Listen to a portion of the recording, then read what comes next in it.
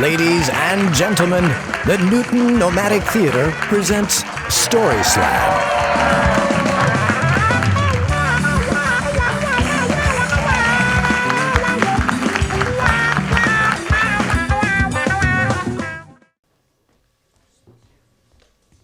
Good evening, everybody. Welcome to the Nomad Story Slam.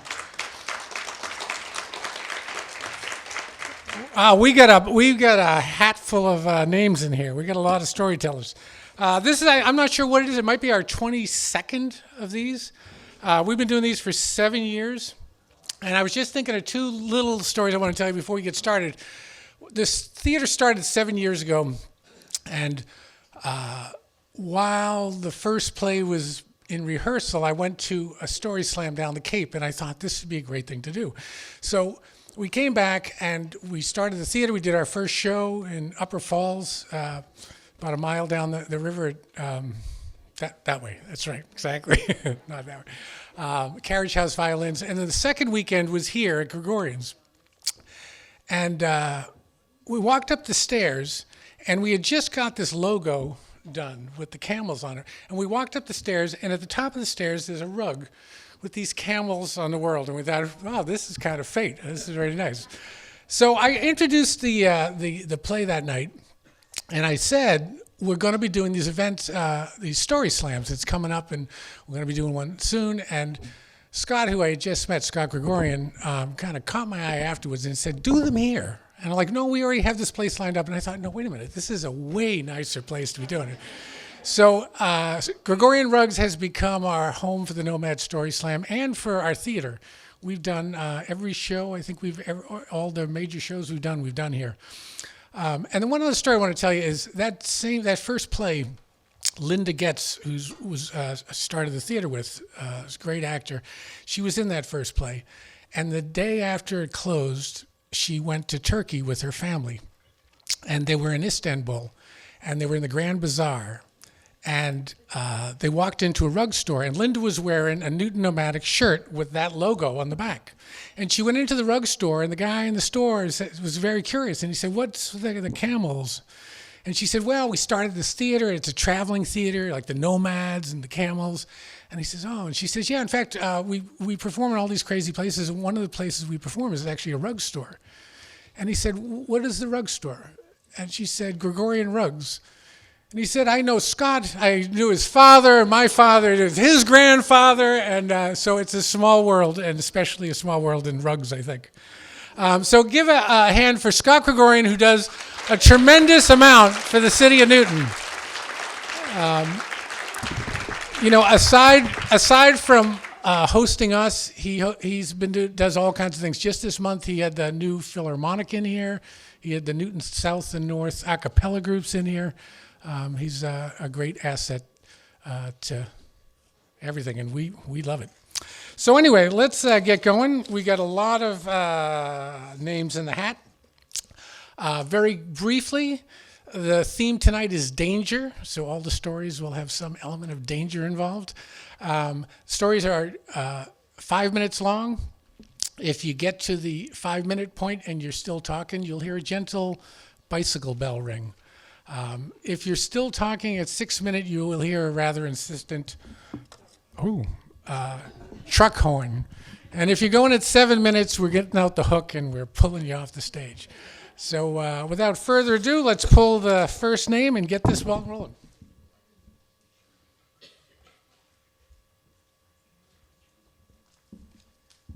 Could we have Marcia tapping to the stage, please? Is it Marcia or Marcia?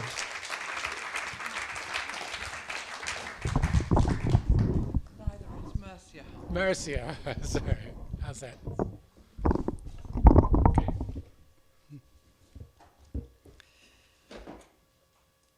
25 years ago, my late husband wrote a book proposal, 7 Steps to the Altar, in which he discussed dangers and red flags. Red flags in his day were things like alcohol and drugs. A few years ago, I signed on for online dating with the handle Joyful Widow, but nobody could warn me about the dangers and the red flags that lay ahead. Take the first man who replied. He enclosed a photograph of himself in a bathrobe in a rather suggestive position. And I replied, "No, thank you. I'm not that kind of woman." To which he replied, "Joyful widow, not so joyful, are you?" The second man sounded promising. He was a bit younger than me, and he thought that I was a beautiful woman. And then here it came. "I love making love to older women. They are so experienced, and you look just like my mother." Oh, yuck! Ah! I actually did meet a man in person for a cup of coffee, and I looked at his dog, thinking of my 3 cats, and I said, "Nice dog." And he said, "Oh, he's my therapy dog." And I looked at him and I said, "You don't look blind." And he said, No, I'm not blind, but I scored 97 out of 100 on the depression scale at McLean Hospital. And they thought a therapy dog would help. Oh, this wasn't looking very promising. So I changed the topic to something safer. And I said, "Where do you live?" And he said, "Oh, I live in a small apartment in Weymouth, but until recently, I lived in a large house in Duxbury." "Oh," I said, "what happened?" And he said, "Well, I lived with a retired doctor who is now in a nursing home, and she paid for everything except the wine. And I did buy very good wine." And then he looked at me inquiringly and said, "I thought you might be interested in a similar kind of arrangement." "No!" I said, "I only drink Diet Coke." I mean, what did he think? I was going to come that cheap? So I gave up online dating. And I went to a ballroom one rainy Sunday afternoon, and soon a man came up and introduced himself to me. He came up to about yay high. And he said, "Hi, my name is Fred, and I'm the youngest of 8 children, and they're all dead except me. So I'm all alone in the world. I did have a girlfriend that I met here 6 years ago, but whenever she comes in now, my eyes fill with tears." Oh. And then Fred offered me a piece of cake, which I politely refused. So he proceeded to tell me in great detail what he ate for breakfast, lunch, and dinner, and plenty of fruits and vegetables, which kept him regular. And then he patted his tummy and said, "Rather good, don't you think?" And then he belched. Oh, I just left the ballroom in a hurry. But a few weeks ago, a mutual friend introduced me to a man who'd been recently widowed. Oh, I thought, this is how you meet someone. And I eagerly awaited our first phone call, which lasted an hour and a half. He talked, I listened. And I was prepared for him talking about his wife, but then the topic turned to when he was 27 years old, and he went to bars to pick up women, and he said, and they always took their clothes off for me by the second date. Then I should have seen this coming, because he then said to me, would you take your clothes off for me by the second date? No, I would not, I said. I mean, remember, I hadn't even met this man. And I never did. My late husband talked about dangers and red flags. I think one ought to call them fatal flaws. I am just doomed. I rest my case.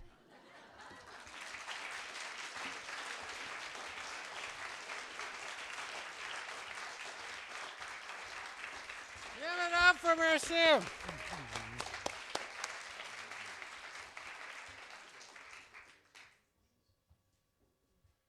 Could we get Walt to the stage? Walt's one of our camera guys back there, so he's just doing double duty tonight.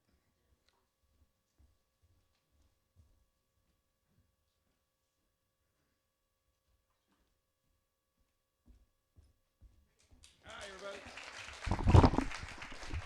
So I grew up in whoa. I can't move. Okay. I'll stay right here. You can't move. You can't move. Don't touch the mic. Anyway, so I grew up in Center City, Philadelphia in the 70s. So life was filled with danger on a daily basis. I lived in a very nice neighborhood. If anybody see the movie Trading Places with Eddie Murphy and Dan Aykroyd? Well, the house that Dan Aykroyd got thrown out of and Eddie Murphy moved into, that's the street I grew up on, Delancey Street. Very nice street. But 2 blocks to the south, you had very, very, very, very bad black gangs. And you had the Irish gangs 2 blocks to the west. And I was sort of in the corner here, sandwiched amongst all of them. We back in the 70s, this was when wolf packs became very popular in Philadelphia. And that's when 200 kids would just run down the street and basically loot and rob every store. And everybody that was on the street, they would rob them as well. So you really had to be on your toes walking around the street, to not get caught up in things like this. We used to hang out anywhere where nobody could find you. So we would hang out on rooftops. We would hang out in alleys. We could actually navigate the entire city by alleys and never be on a major street, just because you didn't want to run into people. That's how it was like to grow up there. We used to hang out on catwalks, which are things that are built under bridges when they build them for the workers to use. They're not meant for transportation. So instead of, when we crossed a bridge, we crossed under the bridge on the catwalk. Now, the Chestnut Street Bridge catwalk, that was very luxurious. Really nice. It was made of metal. It had railings and stuff, so you didn't fall into the river 200 feet below. But the Walnut Street catwalk, that was made out of planks and rebar every 10 feet, just holding it up. It was basically a temporary structure, but we used to walk across that just to avoid being out in public, basically. And every once in a while, you would actually run into somebody coming the other way. And it was always one of these kind of like, everybody's a tough guy, but you're not really that tough because it's a really bad statistic. It's a 50-50, right? You're going to get into it, get froggy with somebody on that thing. It's going to be you or them. So usually you would just kind of walk, give them a kind of a hard look and kind of, one of these things, kind of scare them a little bit and kind of not really touch each other as you walk by. Crime was rampant in my neighborhood. We had some very, very tough characters came into our neighborhood, and I had my pockets turned out pretty much 2 or 3 times a week. Growing up in Philly, it was really it was really tough. They never had guns, right? Guns were sort of out of favor, but everybody had a knife. So you would literally have a knife put to your throat, every couple of weeks. My father would say to me, "Hey, go around and get some milk from the supermarket," and he'd hand me a $20 bill, and I'd say, "Dad, do you have anything smaller? I'm not coming back with the change," because 3 nights before that, right on my block, a couple of guys grabbed me, one in the front, one in the back, knife to the throat. Here you go. Here's the change. Right? They didn't take the milk. Now, what's really crazy about this is the Irish neighborhood. I became public enemy number 1 to the Irish gang that was to the west of me, 2 blocks. I was down in their playground. I was playing around as a small child, probably around, 11 or 12. And some kid fell off a swing. And his big brother came over, hey, what happened? And he said, oh, this kid pushed me off the swing. Well, I got the hell beat out of me that day. And then I became public enemy number 1 to the entire Schuylkill gang. Now, this was hundreds of kids. What was nice was that their school buses actually got out a half an hour early. They went to Catholic school. They got out a half an hour earlier than I did in public school. So they could all get off the bus and wait in the schoolyard for me. I'm talking 2 busloads of kids waiting there to kick Walter Frankel's ass. Right? Now, most of these kids didn't even know what I looked like. Right? So I would see them like around. I knew the Tatey gang. I knew who they were, the Schuylkill gang. I knew who they were, and I would see them like walking down there. Oh, what are you guys doing? Oh, we're looking for Walter Frankel. I'm like, yeah, hope you find him. Yeah, I'm looking for him too. They didn't know what I looked like. 95% of these kids had no idea who I was, but they wanted to kill Walter Frankel. So every day I'd look out the schoolyard window, and my friend Nick was my best friend, and he'd look at the window. He goes, it doesn't look good out there. They're all out there. I'm like, so we got very good at sneaking out of like side doors of the school and like going around and getting to my house. One day we actually evaded them, and they got so pissed off that they came to my house, right? So now they're ringing the front doorbell. It's me and my friend Nick in the house. No parents are home. And I'm looking out the window, and the whole street is lined with kids. And I'm like, I can't believe this. This is unbelievable. These kids don't even know who I am. Basically, I'd have to say that, growing up in Philly was probably a very dangerous thing. I feared pretty much every day walking around, and that's why I came to college in Boston, and I never went home because I'm like, there's no way I'm going back to Philadelphia. So if anybody asks you if you ever met the public enemy number 1 of Philadelphia, you have now. Thank you.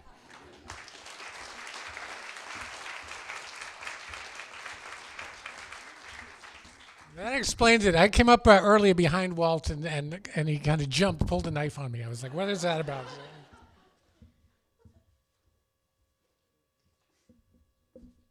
Can we please get Tom Richardson to the stage? And while he's coming, I'll read you a few mini stories. I sensed danger when my 5-year-old daughter appeared in my bedroom at night and said, Mommy, there's a fire. Ooh. And I sensed danger when a hard-boiled egg knew me better than my shrink. Tom Richardson.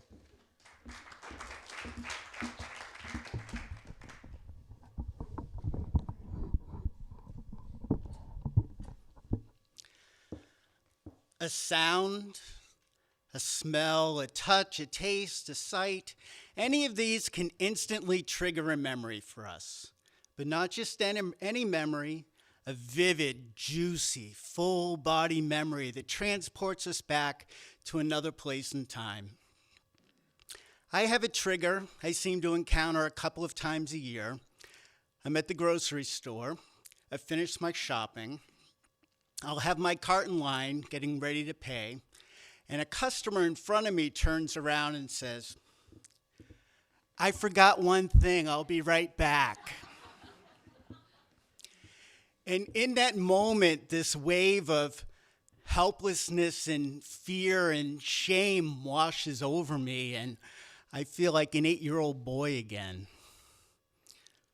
So, like a lot of 8-year-olds, I used to go grocery shopping with my mother. I grew up in Bedford, Massachusetts, not too far from here. And our grocery store of choice was a now defunct regional chain called Purity Supreme. Remember, their logo was a red heart with the white letters P and S in it. So one day at the store, it was very crowded. It took us a long time to shop through the aisles for everything, wait in the lines. And we got to the front of the line to pay. My mother said to me, damn it, I forgot something. I'll be right. You put everything out for the cashier, and I'll be right back. So at first, I'm thinking, this is great. I'm 8 years old, and I've been given adult responsibility. I get to empty the cart all by myself, first time. So I take everything, I get it on a conveyor belt, and the cashier rings it all through. I'm feeling very grown up. And then I realized that my mother hasn't come back yet. And I look around, and there are 4 or 5 ladies with their full carts behind me, staring at me, wondering what the hell's going on. The young cashier shrugs her shoulders. I mean, she doesn't know what to do either. As time ticks by, I'm feeling abandoned and helpless, and we're making everybody wait, and this is not my fault. I'm feeling scared. And after what feels like 20 minutes, my mother finally comes back. She has a couple more items and pays for everything, and we leave. So I ask, Mom, what happened? I mean, you were gone a really long time. No, I wasn't. Yes, you were. We were all waiting for you, and people were staring at me, and I felt helpless. You don't get to feel upset about this. I did what I needed to do. Now shut up and get in the car. So my mother did this to me a couple of more times. I mean, never as bad or as long as that first one. Okay. I wasn't scarred for life by one trip to the grocery store when I was a kid. It starts to be a pattern. When I was 10, my mother threatened to kill me if I told my father how she had stolen some money from me. Couldn't feel upset about that. That was dangerous. When I was 15, my mother tried to kill herself. When she came home from the psychiatric ward at the hospital, the sanitized version of it all was that she had been exposed to some chemical fumes, and that had caused her to do the things that she had done. There were no personal problems, no mental health issues, no family system problems. I was told it was no longer okay to be upset about what had happened because, hey, there's nothing to see here. It was the fumes. When I was 20, my dad died from leukemia. Now, nobody told me that I shouldn't be upset about it, shouldn't feel sad. My siblings and I convinced the funeral home that they needed to provide a private room for the family. Actually, the funeral director lived in the same building. So we took turns sitting on the couch in his personal living room, drowning our grief in bourbon and scotch during the wake, because it wasn't safe to feel everything.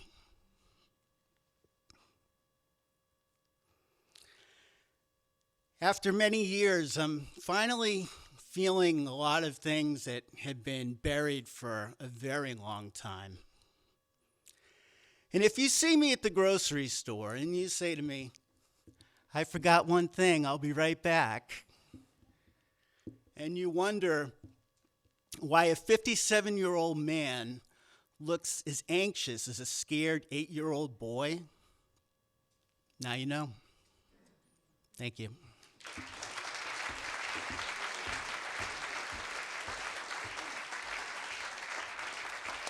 We have Tom Richardson.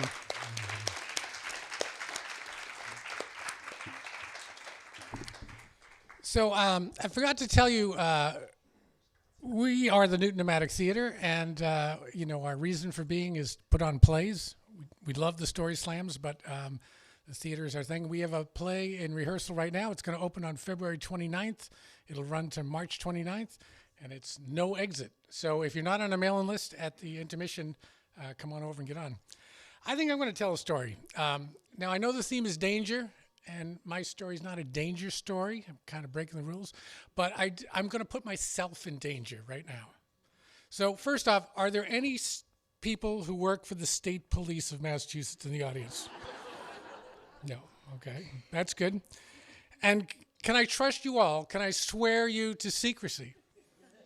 Yeah? Okay. So as I said, we run a theater. Last April, we had a show called Colder Than Here. And it was a drama, family drama. The mother was dying of cancer. The family's trying to grapple with it. And the mother wants to have a green funeral and the family is kind of freaking out. And this main prop in the play was this cardboard casket that she wanted to be buried in. So we had a 5-week run of the play. It was the last performance at Dungarron's. We packed everything up. I came home. I'm unloading the car and putting everything away, and I've got the cardboard casket. Now, there's 2 things you should know about me. One is I've got a long history of just doing ridiculous things for my own entertainment and amusement. So when I took this card, I was going to throw this thing in the recycling, and I thought, no, this is too good to waste. So I had a plan, and I went and I got some wood, and I built this big frame, and I bolted the cardboard casket onto the frame, and then my wife hears it. The other thing you should know about me is I've been married for 30 years. My wife is long used to this streak in me. She's had 30 years experience with it. But she's got something I don't have as much of, which is common sense. So sometimes when my ideas get really ridiculous, she reels me in a bit. So I told her about this, and she's like, I don't think so. But of course, I just totally ignored her. So anyway, if you remember, May was a rainy month. Every weekend in May last month rained. So I had this plan, and every weekend it would come and it was going to rain, and I'd put it off.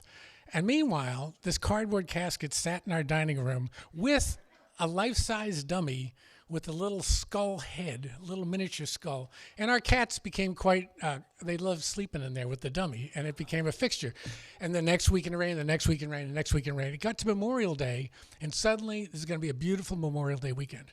So Friday night, a couple of friends and I go out at about 11:30, midnight. We take this thing, put it on the roof of the car, and we drive to Hemlock Gorge. It's a block from my house, where the river goes through this gorge underneath Echo Bridge. We put this thing into the river. The wooden frame sinks down, and the little things above, the casket sits just above the water. And then we put a canoe in, we tie a rope to it, and we paddle up Hemlock Gorge, towing this corpse. And I discovered something, paddling up Hemlock Gorge under the moonlight at night, it's spectacular. But anyway, so we go up there, we go up right under Echo Bridge, we drop an anchor, we tie off the casket and go home and go to sleep. So the next morning I go down to Echo Bridge. The park's fairly busy on a Saturday, everybody going across the bridge. I just go down and I entertain myself all day Saturday, just going down and watching the show. And people going across the thing, and it's, way up there, and they look, and like way down there in the river, there's a coffin floating down there, and you can see a body in it. And the reactions were great. And I discovered a wonderful thing about human nature. It's particularly guys, more guys than women, but it's this kind of innate thing, which a lot of people, when confronted by something which makes absolutely no sense, immediately and with great authority explain what exactly this is. So my 2 favorite ones of these were, there was a couple walking across the bridge. All of a sudden, the woman spotted this thing. She's like, oh my God, there's a casket down there. And the guy, without even missing a beat, says, oh, that's for Memorial Day. It's probably the VFW, the American Legion. They do these kind of things. I'm like, okay. Then later in the afternoon, a young guy calls me over. He's going, hey, did you see there's a body down there? And I come over and I'm like, oh my God, what is that? And he said, it's a casket. And I said, what do you think it is? And he said, I think it's a homeless guy who's keeping his stuff in it. And I said, well, how would that work? It's out in the middle of the river. And he said, I know, but I was down there. I think he's got a rope, like a hidden rope. And I think he pulls it in and he puts his stuff in there. And I'm like, less than 24 hours and legends are being born. This is great. So anyway, I wake up Sunday morning, I go over the bridge, and it's gone. And I'm like, I didn't think it was going to last that long. But so I go down into the gorge, and I find it. It's been dragged up on the island, and it's all trashed. And I figure the teenagers got to it, but I'm kind of wondering, how did they get to it? Because it was out in the middle of the river. But, I'm never one to underestimate the destructive force of highly motivated teenagers at night, So I figured that was the end of it. So I hauled the trash back and threw it out. About a week later, I ran into my friend Evan. He said, did you hear what happened last week? I said, no. He said, I come home on Saturday night, me and Patrice, we pull into the drive up the road, and the whole street is full of blue lights. There's police everywhere. And I pull in, and I go on. I said, what's going on? They go, we don't really know. There's something on the river, and we've been called. We have to check it out, but we can't see it from the shore. We're going to have to get a boat, and the nearest boat's in Worcester, so we're going to be here a while. I hope we don't bother you. So Evan said, I said to him, well, I got a canoe. If you want, I could take you out. And I said, would you do that? And he said, sure. So they canceled the boat from Worcester. He takes the 2 state cops, puts them in the canoe, and he says, and we paddle up the river, and we get up there, and there's a casket floating in the river with the body in it. And I said, no, that's crazy. And he said, and there was this little skull head. They let me keep it. I have it in my house. So anyway, that's my story. I hope I'm not in danger. If I get home and the state police have called, I know it's one of you. So, please don't know. Well, let's get on with the show. Let me pull another name out of the hat.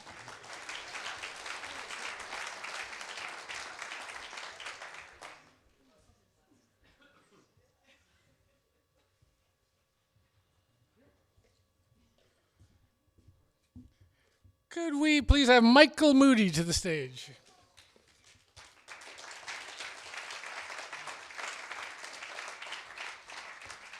I sensed danger when my husband's newspaper got stuck in his snowblower, stopping the blade, and the last time it happened, he tried to dislodge it by setting it on fire.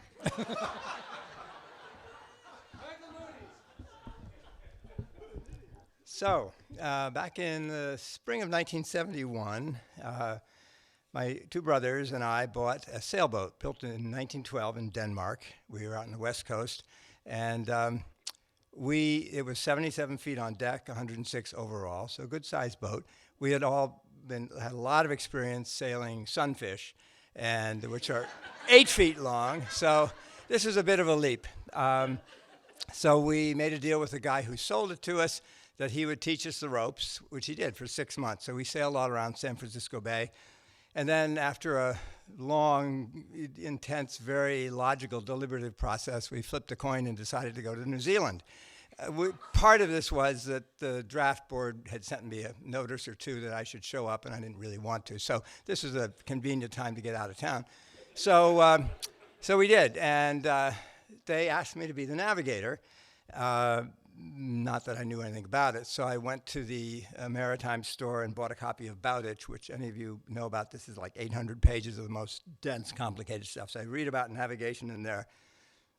No way, I didn't know that. So I go back to the maritime store and found something that says a kindergarten of celestial navigation, because back then they didn't have GPS. It was a sextant and all that stuff. So I read through the book and I got all but the last chapter. You couldn't really take a sun shot or take star shots in San Francisco Bay because you need a good horizon to shoot.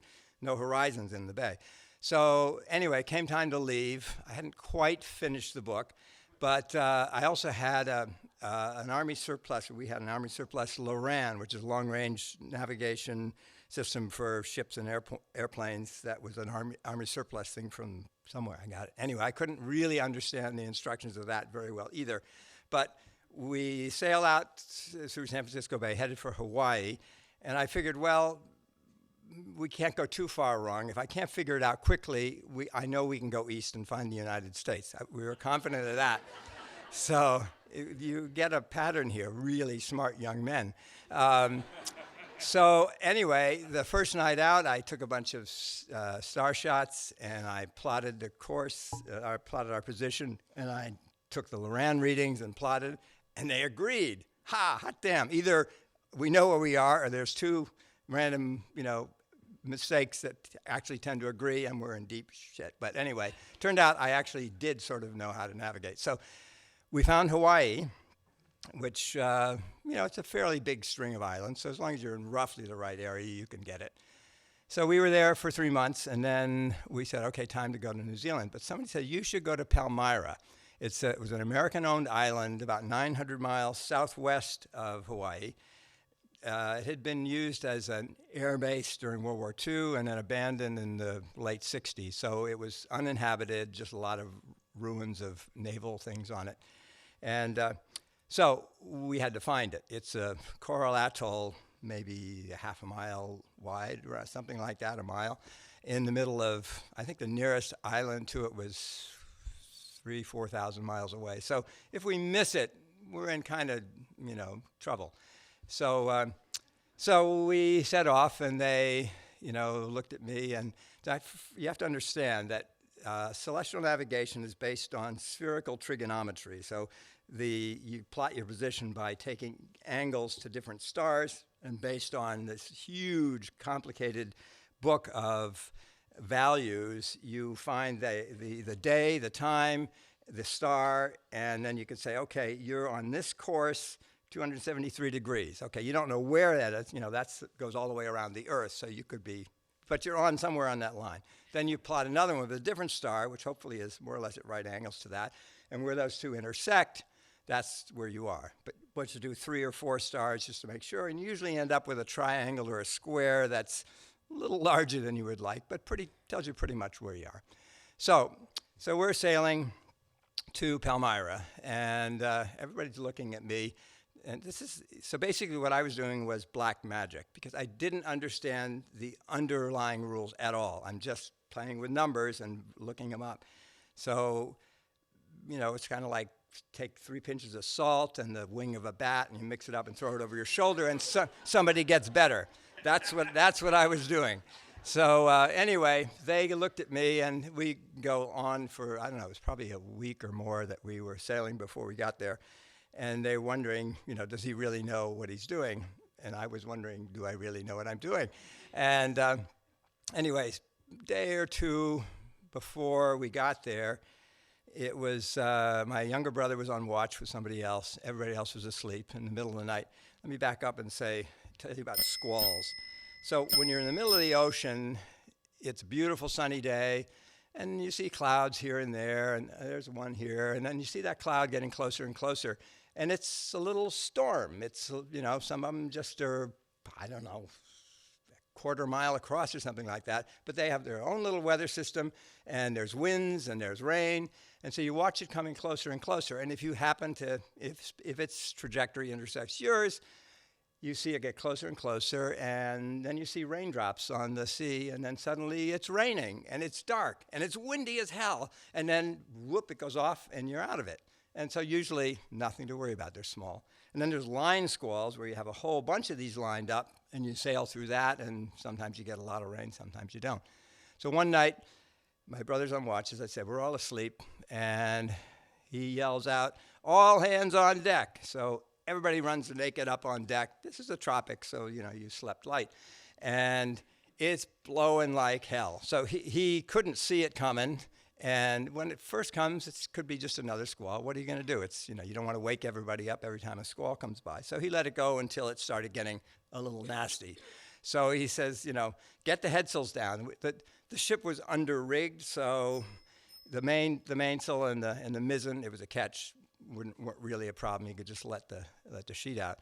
But the headsails were at risk. So he said, get the headsails down. So we start, lowering jibs, and then all of a sudden, bam! One of the big the foresail or whatever blew out, and it's ripping and tearing and flapping all around, and we're hauling it down, and it was a little scary. We're out on the bowsprit in the middle of all this stuff. So, but we got it down. We knew how to fix the sails and sew them back together again. So down it came, and everybody went back to bed, and no lives lost or anything other than a split sail. And then a day or two later, somebody says, "Land ho!" And I said, "No, we're not there yet." And they said, "No, I can see it, I see it." I said, "Well, it's a way to watch." So we sailed on for 3 or 4 more hours, and then, I guess it was a cloud. And then I said, "Well, probably tomorrow morning, something, we should sight Palmyra." And somewhere around that time, somebody said, "Land ho!" And God damn it, if it wasn't Palmyra. So we made it. Thank you very much.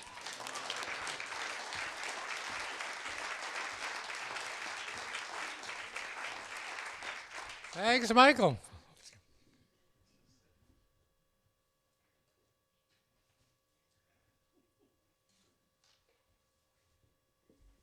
Could we please have Justin Green to the stage?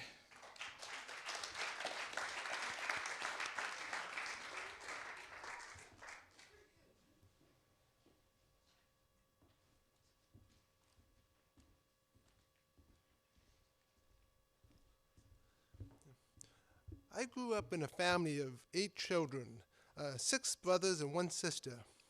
And it was a very energetic family. And our favorite game was called Tatum, which is an odd game since it's named after somebody who paralyzed somebody in professional sports, but it was a blast. What we had was a couch in the family room.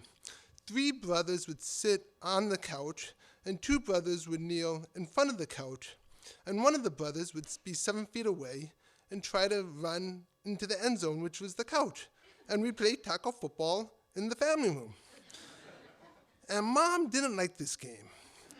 So she said, no more Tatum.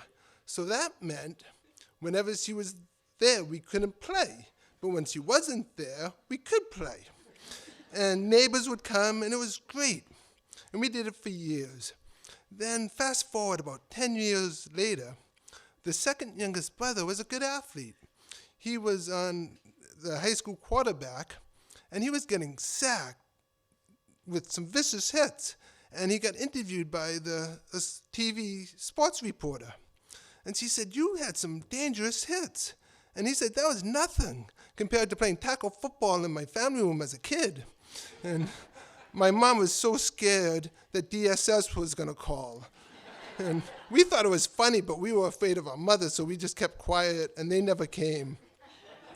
And she was a math teacher, and she really did not care how any of the kids did in school. You never get rewarded for good grades or punished for bad grades. Just behave. So it was simple. And the 7th grade history teacher didn't have any control of the classroom. It was running amok. And one day he was walking around the class, which was different. And the next thing I know, by the way, the chair and the desk are one piece. He picked up my chair and slammed me to the ground. I was like, oh. So I tried to get up, and he yelled, stay down. And I'm not too smart, but I know arguing with a crazy person is not that wise. So I sat down for 3 minutes. And he says, we're good? I'm like, we're great. Because I'm not going to tell my old man that this is going to happen. Hi, Dad, I got assaulted in school today by the teacher. What did you do? Bang. I'm like, okay, I won't, that's not to go there. So it never happened in my mind. And then 10 years later from that, I had to pick up my youngest brother from school, which was at that school. And I saw my teacher. And I said, Mr. Hodson, may I ask you a question? He said, yeah, let me guess. You want to know why I hit you? I'm like, yeah.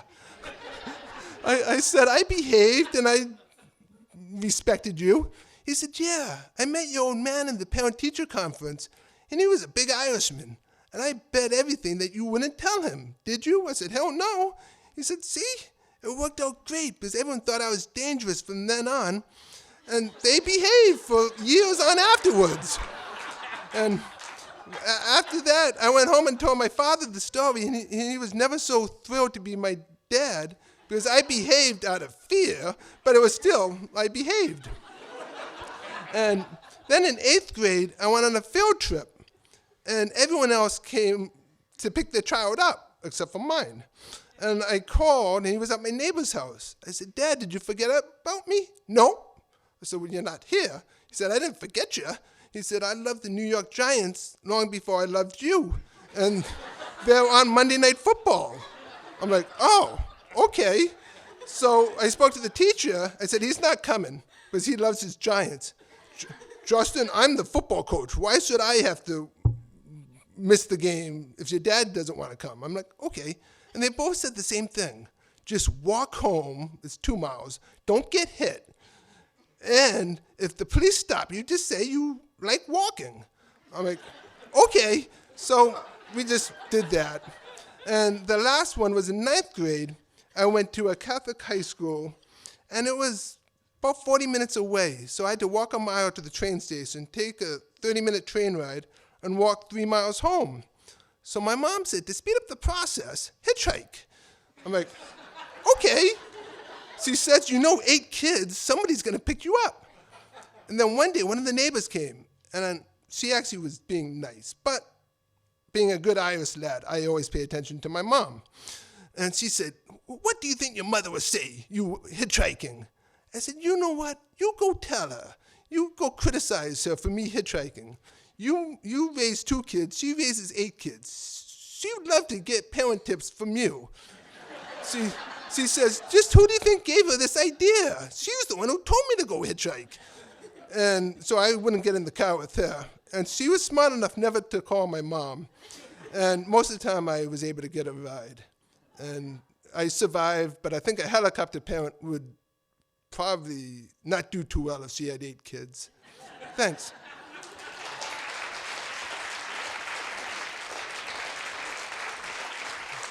I love that story, Justin.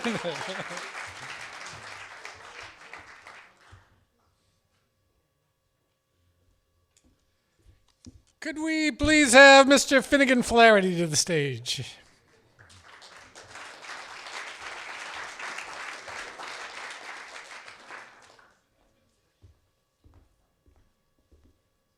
It's very bright up here. So my story happened a week ago at UMass Boston, where I'm a student. Now, some of you may have seen some news about UMass Boston. Yes, a student there has coronavirus, but they're handling it very well, and I'm sure, hang on. Anyway, I'm sure there's nothing to be worried about. So I'm here to talk about a different virus, because a week ago, I was going for a run on the UMass Boston Harbor Walk, which is a beautiful running path. It goes right by the ocean. You get a nice cool breeze, which is really nice when you're running. And a bat landed about 10 feet in front of me. And as any school child knows, the hibernation season of the little brown bat is between September and March. And so I was a little worried. And this bat seemed to be flying a little ineffectively, a little haphazardly, and it seemed confused, and it seemed a little bit aggressive. So I was a little worried. And I became significantly more worried when it took a running start and flew directly at my head. And so as the bat was coming towards me, and I was sort of, doing what you would do as a bat comes towards you, it bit me on the hand, right here. So I was going to the hospital. Now, I will say, this story ends well. I received excellent medical care, which was covered by my insurance company. If I was one of 44 million Americans who don't have health insurance, it would have been a very different story. Hint, hint, please vote.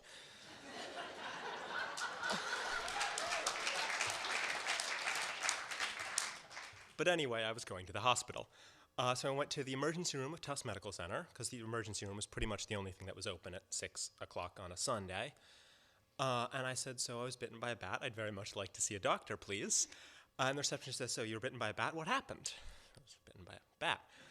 So I told the story. I was going for a run, running by the JFK Library. Bat landed in front of me, flew at me, bit me on the hand. She said, okay, go into the waiting room in the pediatric center. We'll have someone come talk to you.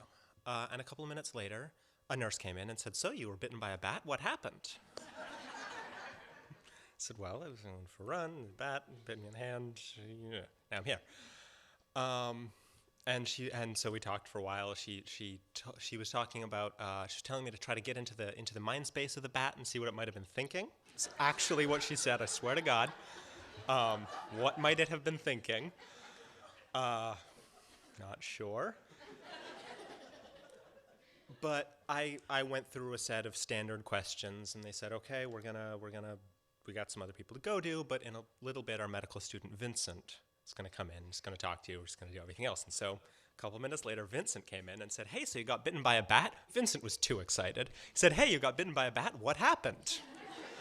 Told the whole story, going for a run, bat landed in front of me, flew at my head, fell off, bit me. And he said, okay, well, we're probably going to have to give you a rabies shot. How much do you weigh? Here's a word of advice. If anyone ever says, we're going to have to give you a shot, how much do you weigh? Lie. So the rabies shot is based on weight. And I weigh 185 pounds, 85 kilograms. And you get 1 unit of the rabies immunoglobulin per 5 kilograms. Now, you may be wondering how much a unit of rabies immunoglobulin is. It's about 2.5 milliliters. So I, 85 kilograms, was getting 17 units, which is about 3 tablespoons of viscous liquid injected into the muscles of my hand, which is where I got bit, and my arm and my leg and my other arm. So the the thing you might not know about the rabies shot, because we say rabies shot as if it is one thing. You get the vaccine, you get a bunch of antibodies injected, and then you have to show up 3 days later for another shot, and then 4 days after that for another shot, which is what I got this morning, which is why I'm wearing this nice thing. I have this nice Band-Aid. And then a week later, all because of one tiny little bat bite. And now I will say a couple of quick parting notes about getting bit by bats.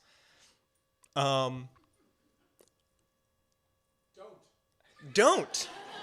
That's really it. That's all you gotta know. Don't. But if you do, get a rabies shot, first of all.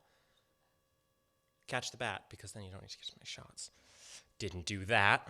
Sorry.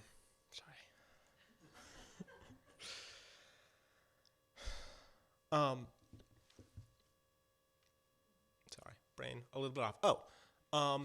And it's rabies. Yeah, that's what it is. It's, the first symptoms.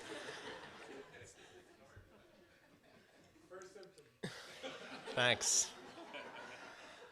And you may be tempted to make a joke comparing someone getting bitten by a bat to a certain masked vigilante. You will not be the first. You will not be the last to make that joke. And a couple days after I had gotten the rabies shot, my sister Nora sent me a news article saying that, as it turns out, coronavirus came from bats. But don't worry. I'm sure... Hang on. I'm sure it's fine.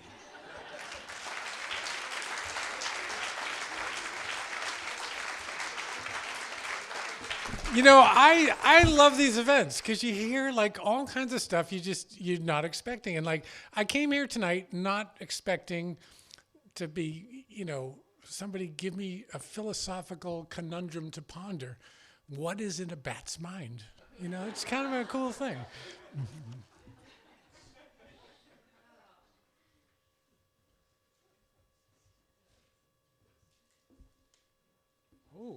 Ooh, wow, this is a blank one. That's kind of scary.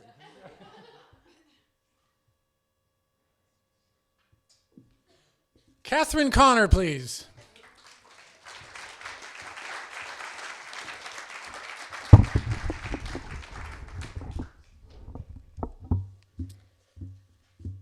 My danger came from birthing babies.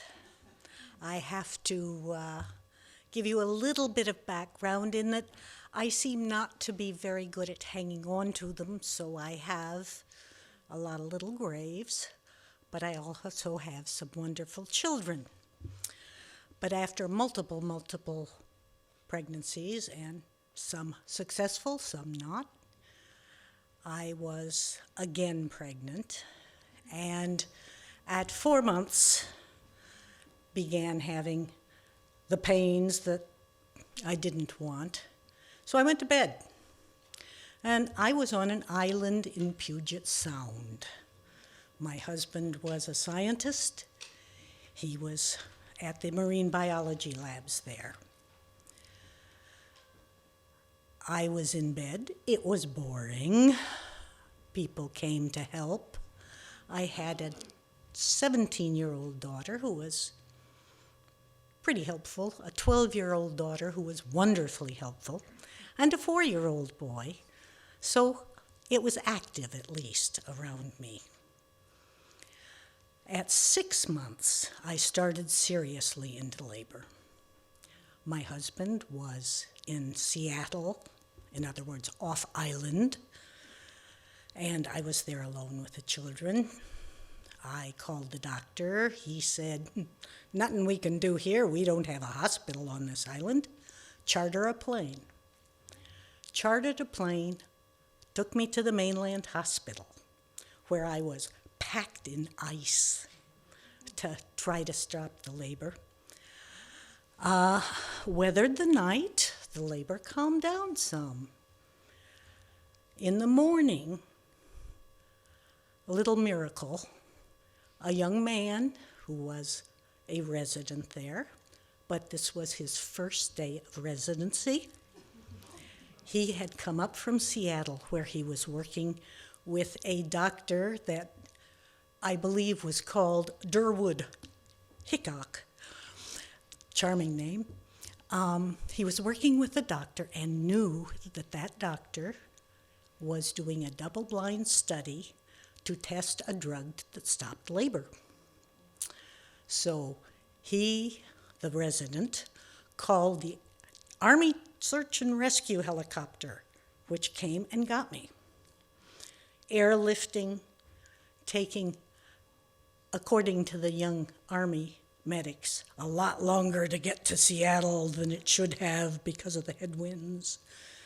I was wondering why they were so nervous, and it was because they didn't know the labor had calmed down. I looked up and saw a little incubator and thought, oh, they're scared they have to deliver this little tiny thing. At any rate, we got to Seattle.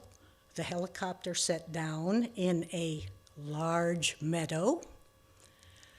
The fellows took me out on a litter, the wheeling of the helicopter blades above me.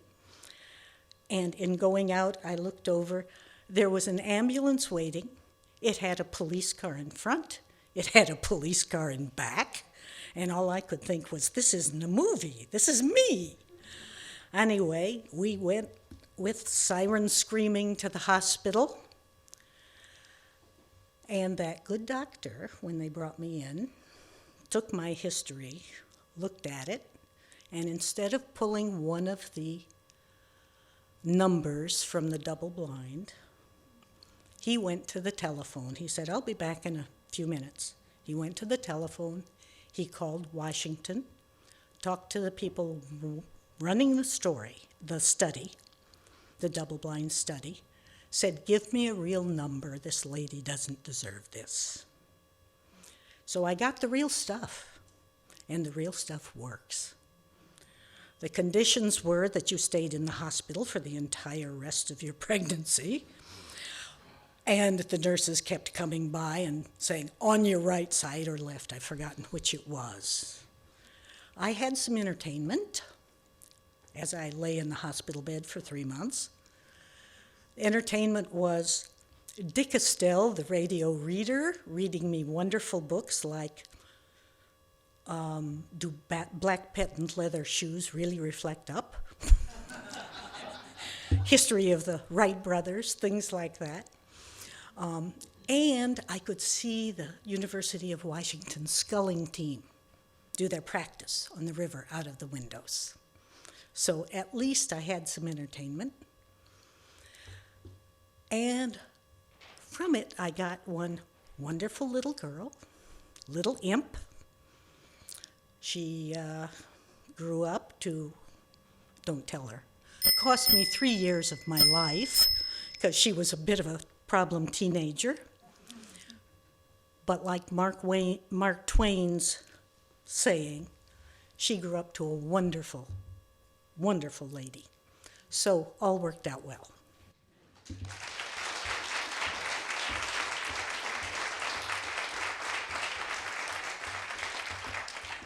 We're going to pull one more name, and then we're going to take a little 10-minute break for intermission. So,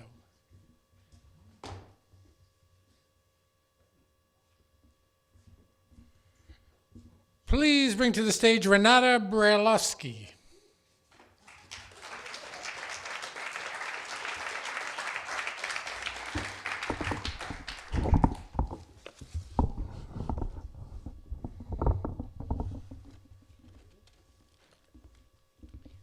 Well, it's the first time that I'm here for the theater, and I said, all right, the topic was danger, and I'm going to tell my story. It's 1939, I'm in Germany, and we are fleeing the Nazis. I'm a 7-year-old girl. And my mother says my father was able to get out of a concentration camp thanks to my mother's effort, because he had also worked. He had enlisted as a volunteer in the First World War and had gotten an Iron Cross for bravery. She took it every day to the camp where he was detained. And one lucky day, she met a commander who said, "Oh, he was in my battalion. I will release him, but he has to get out within 24 hours. I can't guarantee for his safety any more time." He came out. I'll never forget, we went to get him at the railroad station. My father had beautiful curls of hair. I couldn't recognize him. He was bald. He was haggard. I ran up to him and said, "What happened to you? What happened?" He wouldn't say. He said, "Never ask me those questions again." Well, he had to leave within 24 hours. So he left for Czechoslovakia. He finally got, after going to many consulates where he couldn't get a visa for himself or for us. Finally, he got to the Chilean consulate, and the guy who took care of the apartments of the consulate, he was like, I don't know, he cleaned, he washed the windows, he swept the floor, but he had stolen the consulate stamp, and he had also learned how to write his signature. So he forged a visa for my father and for my mother and for my brother, who was on a kinder transport in Belgium. So my mother would not leave until my brother was coming back from Belgium to Germany, which at that time was extremely dangerous because they immediately sent him, even the young children, to concentration camps. He made it back. My mother waited. My father got on a boat and went to Chile, to Valparaiso, which was the end where the boat went.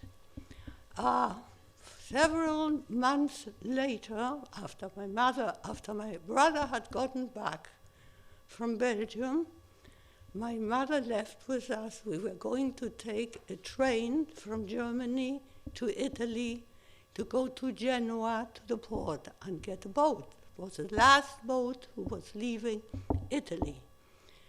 And so, as we were on the train, there were several classes on the train, first, second, and third class.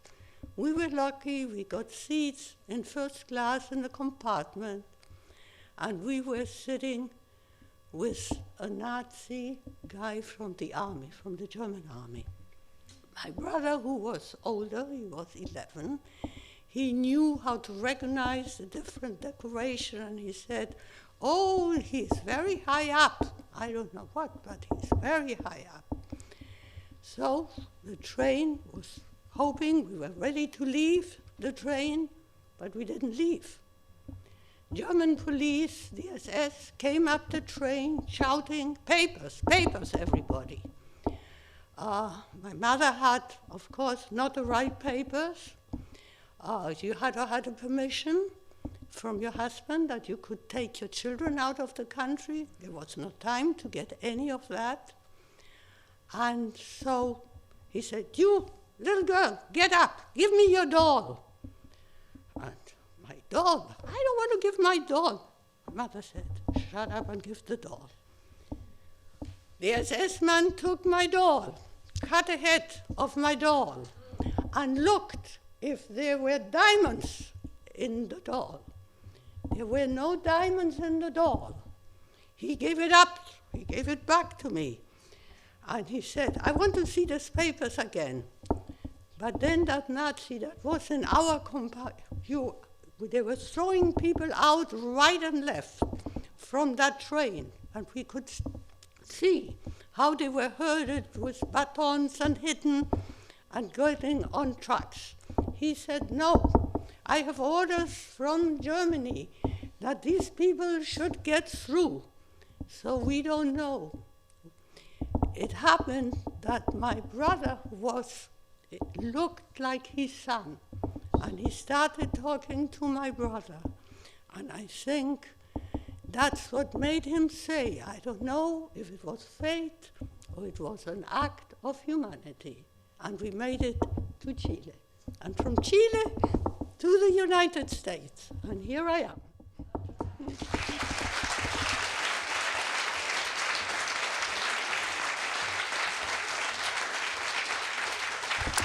Thank you. Give it up for Renata. Amazing story.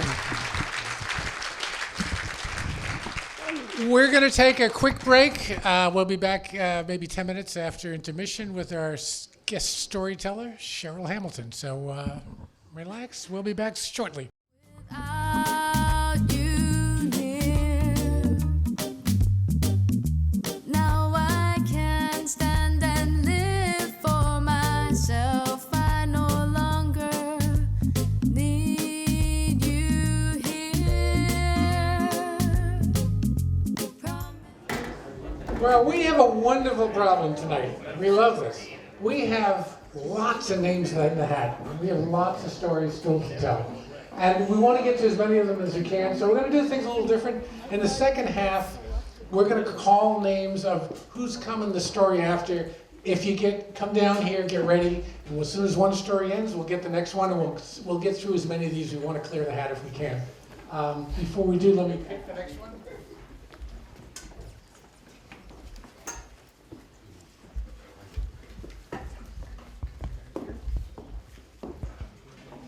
So on deck after the next story, can we get Ajay Galloway? You know who you are, Ajay. So we're going to kick off the second half with our special guest. She's an old friend from Mass Mouth. If you've never heard of Mass Mouth, Mass Mouth is sort of the premier Massachusetts storytelling organization. Isn't that fair? She's told stories everywhere at the Moth and the Mass Mouth and all kinds of other places. She's also the producer, if you haven't heard, PBS, the World Channel, does a series called Stories on the Stage, and it's this. Cheryl's the producer for that, and it's a great thing. And if you want a great night out, they have studio audiences, and you can get tickets, and it's a night like this and down at the WGBH studios. So anyway, give a warm welcome to Cheryl Hamilton.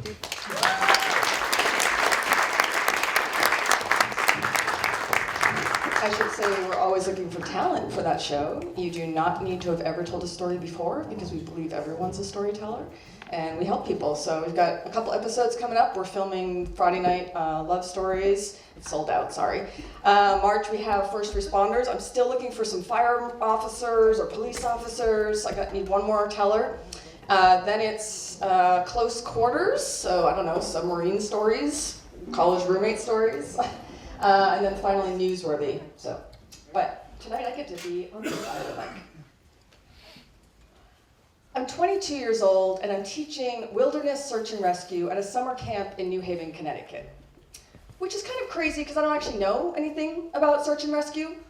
The extent of my experience was following a couple of veterans at an American Red Cross search one afternoon. All we found was a dog. And during my interview, when they asked me my experience, I essentially said, I'm from Maine, and they hired me. So here I am standing at the top of East Rock Park in New Haven because you might think about this. There's not a lot of wilderness in New Haven. The only real greenery I saw was this park. It's called East Rock. You might be familiar with it if you drive up 95 from New York. It's off to the left. Huge rock face, black fence at the top and a statue. And this is where I have the bus pick us up, because you can also drive up this park. You don't even have to hike it. And the bus shows up, and I shuffle all my students onto it. And then the bus driver says to me, so I think one of your students is over there. I climbed under that black fence, and he's sitting on the ledge. And I'm pretty sure he's wrong, because although I know nothing about search and rescue, I do know how to count. And I just counted them all. But I don't want to leave anybody behind. That would look bad as a search and rescue instructor. So I go over and I look over, and there is a young man sitting on this ledge out beyond the fence. So I climb underneath it and I start walking down this rocky path. And then as I get closer, I notice that he's not my student. He's actually about 22, 23 years old, wearing a blue t-shirt, small black hair. But now I'm like close enough that I feel like I should say something. So I look at him and I said, "Hi, how's it going?" And he looks back at me and he says, "Do you believe in life after death?" Now, this is not a moment to have like an existential conversation about faith. And in fact, I don't believe in life after death, but I decide to say something hopefully a little more encouraging. I say, "Well, I believe in living in the here and now. Don't you?" He says, "I don't. I'm pretty sure my next life will be better." And now I realize I'm in a situation. And I start to get nervous, and I'm like, what do I do? But as I'm thinking this, I turn around and I see all of my students back off the bus peering over that fence. And I have decided that I don't know how this is going to play out, but they probably shouldn't watch this. Also, I realize I need to reach 911, and I don't have a cell phone. So I'm trying like on my feet to think of something, and I'm wearing this lanyard you have to wear as a camp counselor. So I take it off over my head, and I hand it to him, and I tell him it's very important, and please don't drop it. And he looks at me confused, rightfully, and he says, "Okay." So he takes the lanyard, and I race back up that path, and I climb into the fence, and I say to the bus driver, after screaming at my students for the first time, to get the fuck back on the bus. And the bus driver looks at me and goes, "What's up?" I'm like, "It's not my student. Call 911, call this camp. I'm going back down." He says, "Are you sure?" And I said, "Yes." You see, I come from a family of police officers and nurses and cops. We like crisis.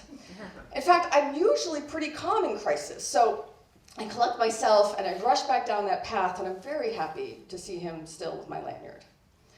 And then I'm like, okay, so I sit down, and this ledge, it's about the size of a living room couch.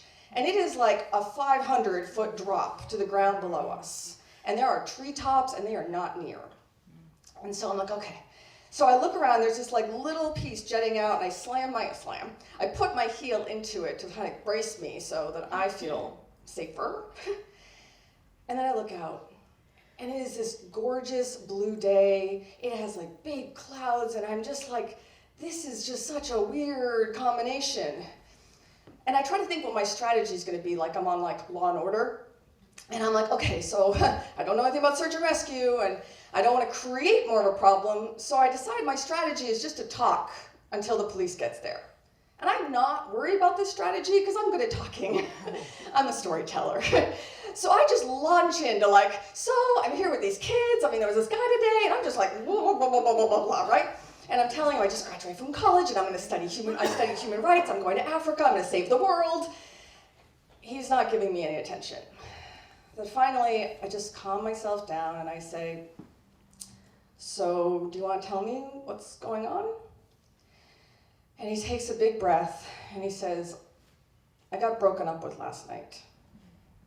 And now I'm feeling pretty good, because I know something about breakups.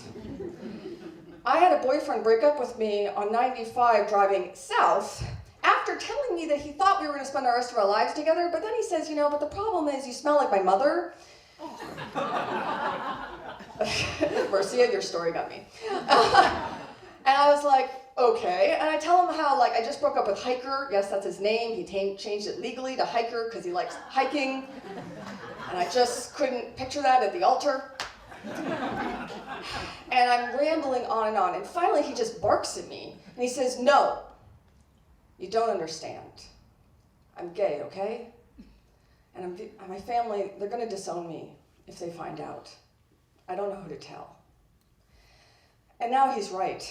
I don't know anything about this. I'm not gay. And I can't imagine a scenario where my parents would disown me. Even if I married Hiker.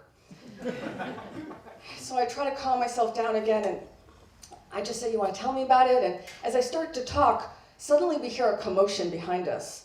And I turn around, and it is the entire leadership of the camp. It is spectators, and I am relieved. Because I think, okay, they have a plan. They've had time to think of a plan. But I also can't get over the irony. All my advisors are gay. And in fact, it is Pride Day at camp, and I am wearing a t-shirt that says, love whoever you want. So I point to the back of my t-shirt and try to get their attention, and Andrew figures it out, and he says, man, it's gonna be okay, okay? It's gonna be okay. And this spooks him. And he gets up on the balls of his feet and leans forward. And I grab the back of his t-shirt, and I can feel his heart beating just as much as mine. And I'm like, okay, what's going on? Please sit down. Please, will you sit down? And I am rambling now. I have given up on Law and Order calm. And I'm getting tears in my eyes, and I'm trying to breathe, and they just keep yelling, and I turn around and I finally say, shut the fuck up! And we are just sitting there, him too far forward for me to feel comfortable. And I'm like, Lon, listen, let's just get out of here. I can send everybody away. I will yell at them some more if you need me to. We will just walk out of here. We will go and get ice cream. I'm trying to win him over with Ben and Jerry's. And I just keep saying, it's okay, it's okay. And he starts saying to me, Cheryl, you should not be here. You should not be here. Please leave. And I tell him I'm not going anywhere, because I'm not. You can't walk away now. And my hand is still on his back. But then I hear footsteps, and I am so relieved. I turn to my right, and on that path there are 3 police officers making their way down, trying to stable themselves as they get closer. And just then, as I look at them, I feel a tug. And then I look back, and I'm looking for him, and I'm totally confused until I figure it out. And I lunge towards the front of that cliff. And luckily, I feel a hand against my chest. It's the police officer, and he is pushing me back, and he's telling me not to do it, because someone below said that 2 people were trying to kill themselves in the park that day. And I am screaming every swear word that I have ever said, and I am just beside myself. And I'm feeling myself picked up by these big police officers' arms, and I'm being dragged back up that cliff because nobody wants me to look over. And then I feel my body on a green grass, and I'm grasping at the grass, just trying to feel anything in my hands again. And the police officer says, is there someone you want to call? And for some reason, the only number I can think of is my parents. So they call my parents in Maine, and my dad picks up with his happiness as always, and he's like, hi, honey. And I say, Dad. And I try between my breasts to get out the words, when finally the word he jumped comes out. And my dad makes a sound that I have never heard before, but it's the same sound of this feeling I have in my stomach. And he says, is he alive? And I said, I don't know, Dad. I don't know. And then I start thinking about, oh my God, what am I going to tell his family? And I'm going to tell him that they jumped because they thought they would disown him? Am I going to lie and say I have no idea, he just rambled? Am I going to tell them maybe because it's better just to say, he told me not to be there, it's my fault, I'm really sorry? I don't know how long it was between him jumping and that police officer coming back over. It could have been 2 minutes, it could have been an hour, I have no idea. But I do know that when he came back over, the police officer grabbed my shoulder a 3rd time and he said, he's alive! I can't believe it. He is banged up, but he is alive. And he was rescued by the real search and rescue mission members. And just as much as I cannot believe that he jumped, I can't believe he's alive. And I'm not gonna lie, I'm a little relieved that I do not have to have that conversation, but I'm much happier that hopefully he'll get the help. People have asked me over the years if I went to the hospital that night. I didn't. I don't feel like I belong there, and maybe I didn't belong on the cliff. Maybe he's like me, someone who's stressed and anxious goes out to the ocean to try to feel small in the world and put some perspective in life. Maybe he just went on that cliff to get some perspective. And then I stumbled in, and then I called the police. But also, I'm not his family. If he wants to find me, he can find me. People also ask me all the time, would I do it again? And that's a hard question. But the truth is, I don't think our personalities changed that much. I don't think I would have said anything different when I got close to him. The only thing that I might have done differently is to remind myself that when we try to help somebody, we have to be okay no matter how that turns out. Thank you.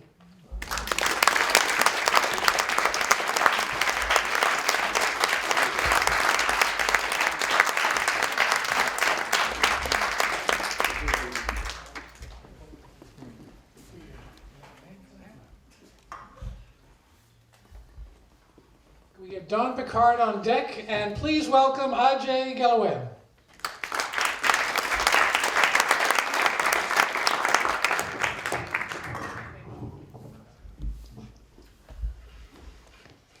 The day was 21st December 2006.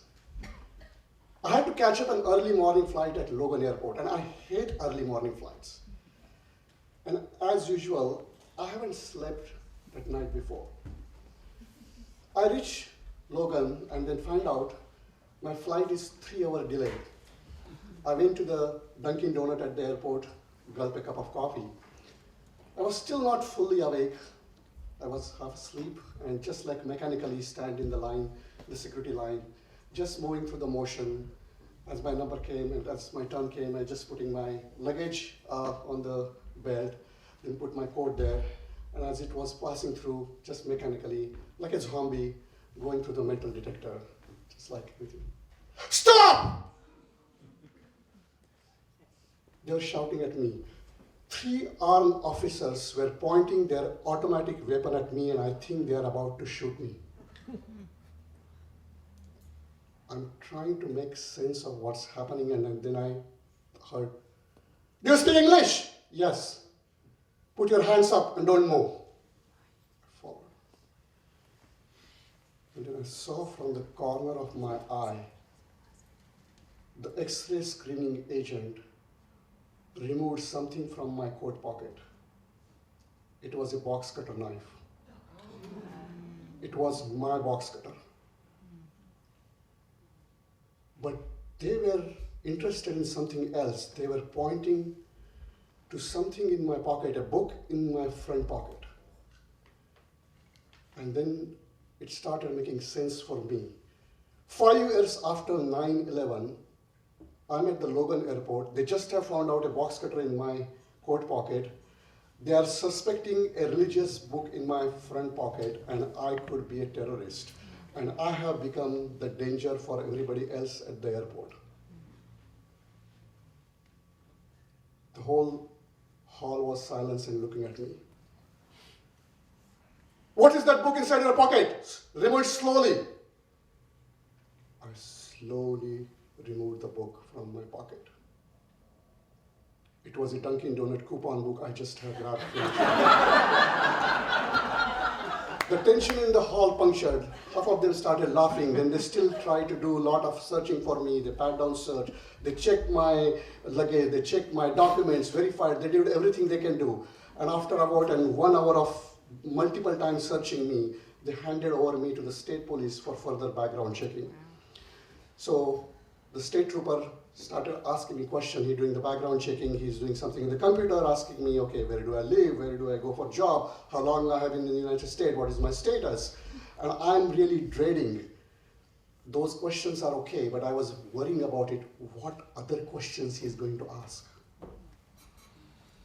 I'm praying to the God that please don't let him ask him this one question. Why was that box cutter in your pocket? To tell you the truth, I'm not exactly proud to share the true story. The day before earlier, I was putting mulch in my garden. I opened the bag of mulch with the box cutter, put the box cutter in my coat pocket and forgot about it. That was it. But I couldn't tell him that because he would ask, really? This is December, and in New England you are putting mulch in your garden in December? And can you even get mulch in December? I could not tell that because I'm not exactly proud of that story. I got the mulch in June. I procrastinated for 6 months, and when the December came, I realized the mulch is going to go waste when the snow falls, and this mulch was very important to me. But I could not tell him that, because he would ask why that mulch was so important to you and how much it did cost. I'm not exactly proud to tell that story. Because I got the bag of mulch for free. stuff. And since it didn't cost me anything, it was priceless to me. But I couldn't tell him that because he would then ask, where did you get that free bag of mulch? And again, I'm not really proud to share that story. I got that free bag of mulch after a verbal fight with a store manager. But I could not tell him that because what happened is that I had a coupon which said free bag of mulch, and then I took it to the cashier. The cashier looked in the system. He refused because it was showing expired in the system. Then I went to the store manager. Store manager also refused. Then I said to him, legally, there is no expiry date printed on the coupon. And I threatened him with a complaint to Massachusetts Department of Consumer Affairs. So, but I could not tell him that because I'm not exactly proud because of what question he's going to ask. He would ask me, where did you get this coupon which gives you a free bag of mulch? I found the coupon in the parking lot.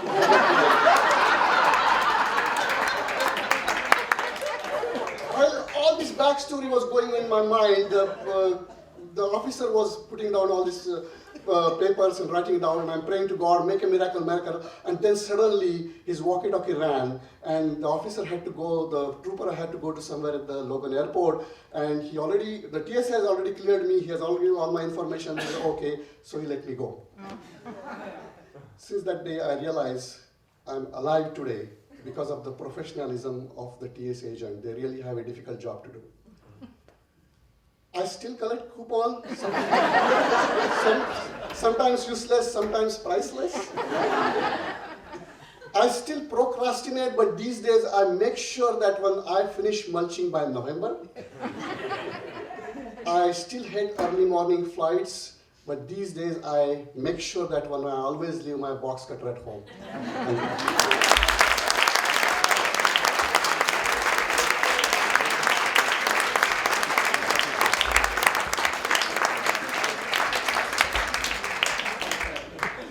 Doug Alden on deck, and please welcome Don Picard, an old friend we haven't seen in a while.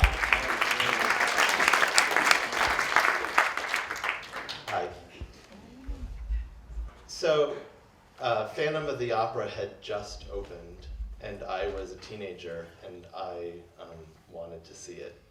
It involved flying to London, so my best friend Tony and I, along with some others, did that. And when you're that age, it doesn't matter that you don't have tickets. The plan is to get in line at 4 in the morning and wait and try to get same-day seats. And we did, and I kind of enjoyed it. It wasn't the best play we saw that week. But we're on the tube heading back, and this woman looked at me and she said, "You were on the plane." I was like, "Excuse me?" And she said, "I remember seeing you. You were on the plane. We almost didn't make it." And I was like, "What are you talking about?" She was like, "My mom called me the next day. We almost ditched into Long Island Sound. We had taken off from JFK, and there was some trouble." And of course, I remembered all of that. I mean, it happened to me too. Part of it is I was trying to block it because I kind of felt like it was my fault. Well, it was my fault and Whoopi Goldberg's, because Whoopi Goldberg had really just burst onto the scene, because this was a long time ago, long before The View, and she had this one-woman Broadway show called Whoopi, and she played a bunch of different characters, and one of the characters was, I think, a guy. It doesn't matter. The character's name was Fontaine, and he was like a drug dealer. And he decides to take a flight to Europe to experience life. And I had listened to the tape over and over again. I knew her routine backwards and forwards. And since the flight from JFK was so delayed, I did the entire Fontaine routine while waiting to board the plane. And part of the routine is that on her flight back from Europe, the plane loses an engine, and you know, hilarity ensues in that fictional version of the world. The pilot says completely inappropriate things like, you know, the pilot says inappropriate things, and including things like, if we don't see you when you land, thank you for flying with our airline. And so, you know, I did all of that bit, and I got, you know, the laughs that one gets. So we had taken off. It had taken a while, and there was a thing that happened during takeoff. We lost an engine. And I hadn't flown much, so I didn't really know what was going on, but others did, and I guess it was scary. And it was fine for me until the pilot came on, and I'm like, okay, well, this is not Whoopi Goldberg's routine. This is the real world, and pilots know how to say things to calm people down. I don't know what training this pilot received, but it included things like, we're going to be, you know, going back to JFK to make our unscheduled landing. And even then I knew, like, if you're half of the way through the word emergency, like, just go for it. Like, you know, stopping midway doesn't make anybody feel any better. And then he said, for the benefit of those who may not have flown much, which included me, he said, we're going to be, that stuff coming out of the wings, that's not smoke, it's jet fuel. And he didn't explain that it was like this whole safety thing, that they have to like ditch the fuel over the, no, he just is like saying, oh, that's the fuel. And like you know, I'm an engineer, like I think fuel plays an important role in the flying of an aircraft. So I was concerned about that. And then we're banking and we're coming back into JFK, and he said, you know, if you've never been through a landing before, it's going to sound kind of like this. And that's what came over the speakers. And so we did touch down, and when we touched down, like the plane just erupted in applause. Like everyone was cheering, everyone but me, because I wasn't going to be calm until the plane actually stopped safely and I was off the plane.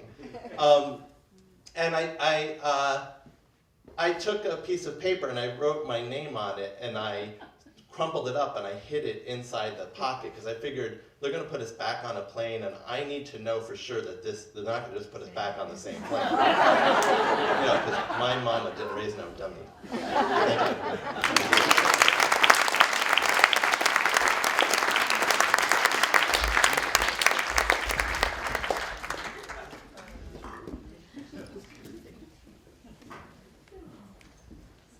And we got Ellie Nolan on deck.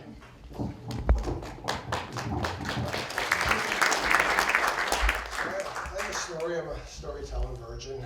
It's my first time. Anyways, this was my first two automobiles. So my father, a wonderful father, he's no longer with us, but he was just a wonderful man. And one of his things he said is that he always wanted to start out his children on the right foot. And so he bought us all. He didn't have a lot of money, but he always wanted to buy us cars, you know, so we could start off life without being in debt. So he bought one brother Escort. Another one was remember the Chevy Vega? Mm-hmm. And the other brother got a Chevy Vega. So, but I was lucky, because at that time, my brother just started working for Ford Motor Company. And remember the Datsun 280Zs? Oh, yeah. Everyone loved them, and they was just selling like hotcakes. So they had these Mustang pace cars. They remember the Mustang pace car? It had horses on the side. It said Mustang on it. So they were sitting in train stations. So make a long story short, so my father got to buy them for half price. So I got a Mustang pace car, which I thought was really cool. And my father said to me, he goes, Doug, you realize that this is a ticket me first car. I said, what does that mean, a ticket me first car? Well, the police are going to see it, and they're just going to send you a ticket every week in the mail, because they just know you're going fast. So for the next couple weeks, and actually months, I actually drove the speed limit. If it said 30, I went 30. If it said 55, I went 55. I just went the speed limit. So I'm in Medfield, Mass, on Route 109. I'm with one of my friends who thought it was really cool. They had a Mustang pace car. They had the horses on the side, it said Mustang all over it, and he goes, "Hey, Dad, can you just show me how fast it goes?" And I said, so I told him about the ticket me first car and everything, and I said, I really shouldn't go fast because the police are going to catch me and give me a ticket. And he goes, no, just take it 0 to 60 and just show me how fast it can go. So he kept egging me on. He probably said it 4 or 5 times, and finally I said, okay, I'm just going to go from 0 to like 50, and I'm just going to bring it right back down, okay? So I'm on 109 Medfield. All of a sudden, I put the, what they call, pedal to the metal and floored it, and all of a sudden, around the corner, guess what? Woo, woo, woo, woo, woo. So the police stopped me. I got a ticket. So fast forward, that was my first car. So the next car, which I bought, was a Thunderbird Turbo Coupe. So I'm on Route 190 going north from Worcester, and another friend of mine is in the car with me, right? And of course, I was going the speed limit because I know this was also a ticket me first car. So I'm on 190 going north, and of course, what does he want to do? He tells me what? Well, he wants to see what? How fast it can go, right? So he says, Doc, did you show me how fast it can go? It's got a turbo and everything. I said, well, let me tell you a story, okay? So I told him the whole 109 Medfield story with the Mustang pace car with the horses on the side, the Mustang on the roof and everything, and the hood and everything. And so he kept egging me on and on and on 5 or 6 times. So guess what I did? So I'm on 190 north. And I put the pedal to the metal, and honest to God, I just went from like 0 to 90 real fast to show him how fast it can go. And like an idiot, I was coming over a hill, and guess what happened? I got another ticket, and that's the story.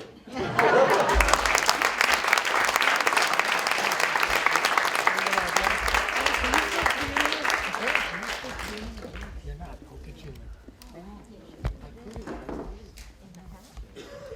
And we got Ann Hamidian on deck, and Ellie, come on.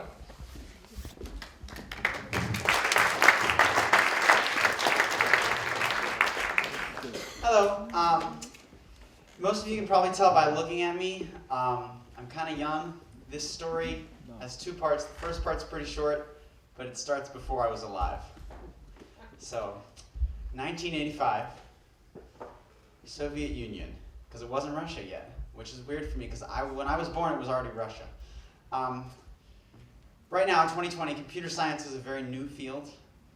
In 1985, it was an even newer field, and those who were skilled in it had even more valuable skills than those who are skilled in it today do. A man named Alexei Pajitnov in 1985, he was 29 years old. He was a Soviet researcher at a small computing firm that employed about 30 people. And because their skills were so valuable, they had a lot of freedom there compared to most other people in the Soviet Union. So they were able to basically play with this technology that was very rare and very expensive and very high quality. So when they weren't working and they weren't using the computing power for the research purposes, they were able to play with it and do their own thing. And Alexei Pajitnov took that time to develop a game.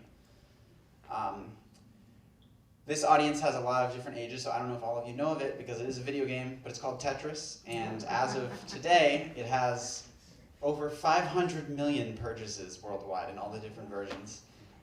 It's one of the most downloaded video games of all time. It's pretty important. But he didn't get credit for it until 1996, when he was able to leave the Soviet Union as it became Russia and come to the United States. Now he lives in Seattle, and he's bringing in the cash because Tetris is still really popular. Now it's the me part of the story. So, when I was about 18 and a half, this was a little over a year ago, it was December of 2018, I was at home. I had graduated high school, but I was visiting home for the holidays, and I was like, hey, Mom and Dad, can I use the car to go get a tattoo? And I said, I have the money, I've been working, I can pay for it, but I would love to use the car, I can even pay for gas if you want. And my mom looked at me and she said, you know, I really wish you would have done that without telling me first. She said, you know, I know it's your body and it's your choice, and I'm not gonna, you know, tell you that you can't because you're an adult, but I didn't really want to know about it until after it happened. I said, yeah, that's fair, but now you do, so can I use the car? And And she said, you know what, you've been good, I guess it's fine. So I took the car, I went and picked up my friend, and she came with me, and I went to get a tattoo. And the lighting's good here. You'll probably be able to see it if you're wearing your glasses. The one that I was going to get is right here. It's a little circle with a line through it. A line connecting 2 points on a circle is called a chord in math.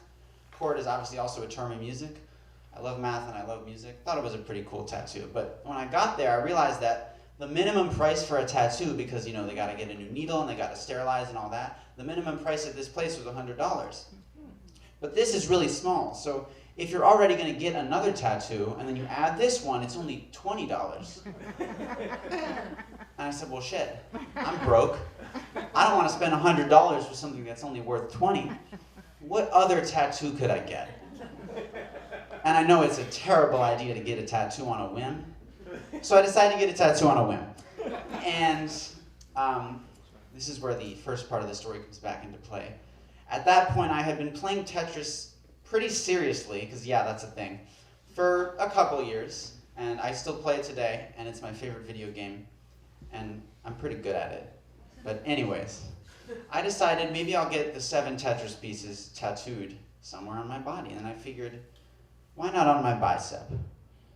And so I went and I was like, hey, what's the quote here? If I were to get like this, how much do you think it would cost? And she was like, well, probably 120 to 150, depends on, your artist. I'll have him quote you when he's ready. And I was like, okay.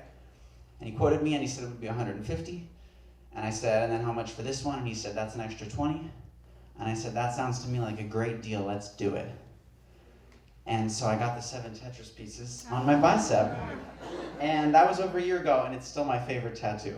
But when I was sitting there in the chair, it was kind of a bed, I was laying down, kind of like this, closing my eyes, trying not to think too much about the pain, and I was thinking, this is going to be on my body for the rest of my life. And I decided to get it about 30 minutes ago.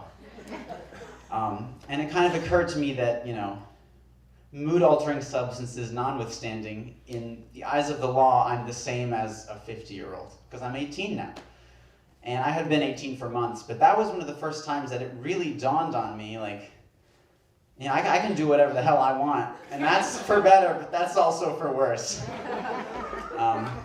But I do not regret that tattoo. It is one of my favorites, and I have gotten many compliments on it. But it does sometimes make me think that we have a lot of power in our lives, and you can make very quick decisions that have very lasting consequences. And I'm just grateful that thus far mine have been largely positive. Thank you.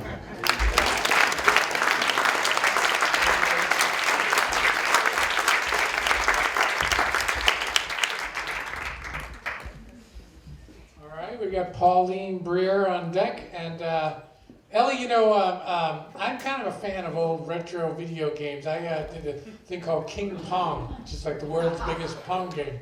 So you kind of inspired me. I think by the next story slam, I'm going to have a little Pong thing going on here. Can we please get to the stage and Habidian?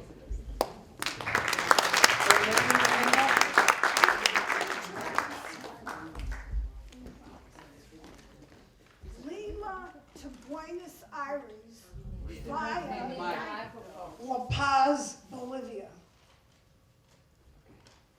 I was taking a trip to Latin America. It was very appropriate because I was just completing an academic year teaching at the Carol Morgan School in Santo Domingo, Dominican Republic. I was halfway there. So this trip was something I looked forward to. It was a long layover, but in the realm of things, I was accustomed to this because there were no direct flights from Santo Domingo to Boston at that time. And I spent many an hour at the Aeropuertos de las Americas in San Juan, cleverly occupying myself for hours. Well, the flights up to that time were smooth and fine. Who could forget that marvelous brunch on Air Peru?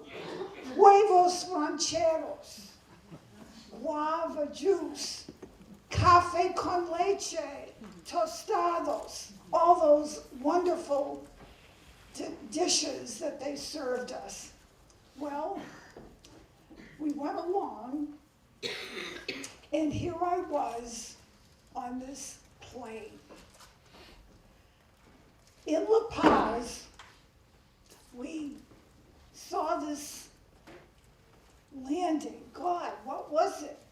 A landing strip that was a dirt road with a little hot top over it.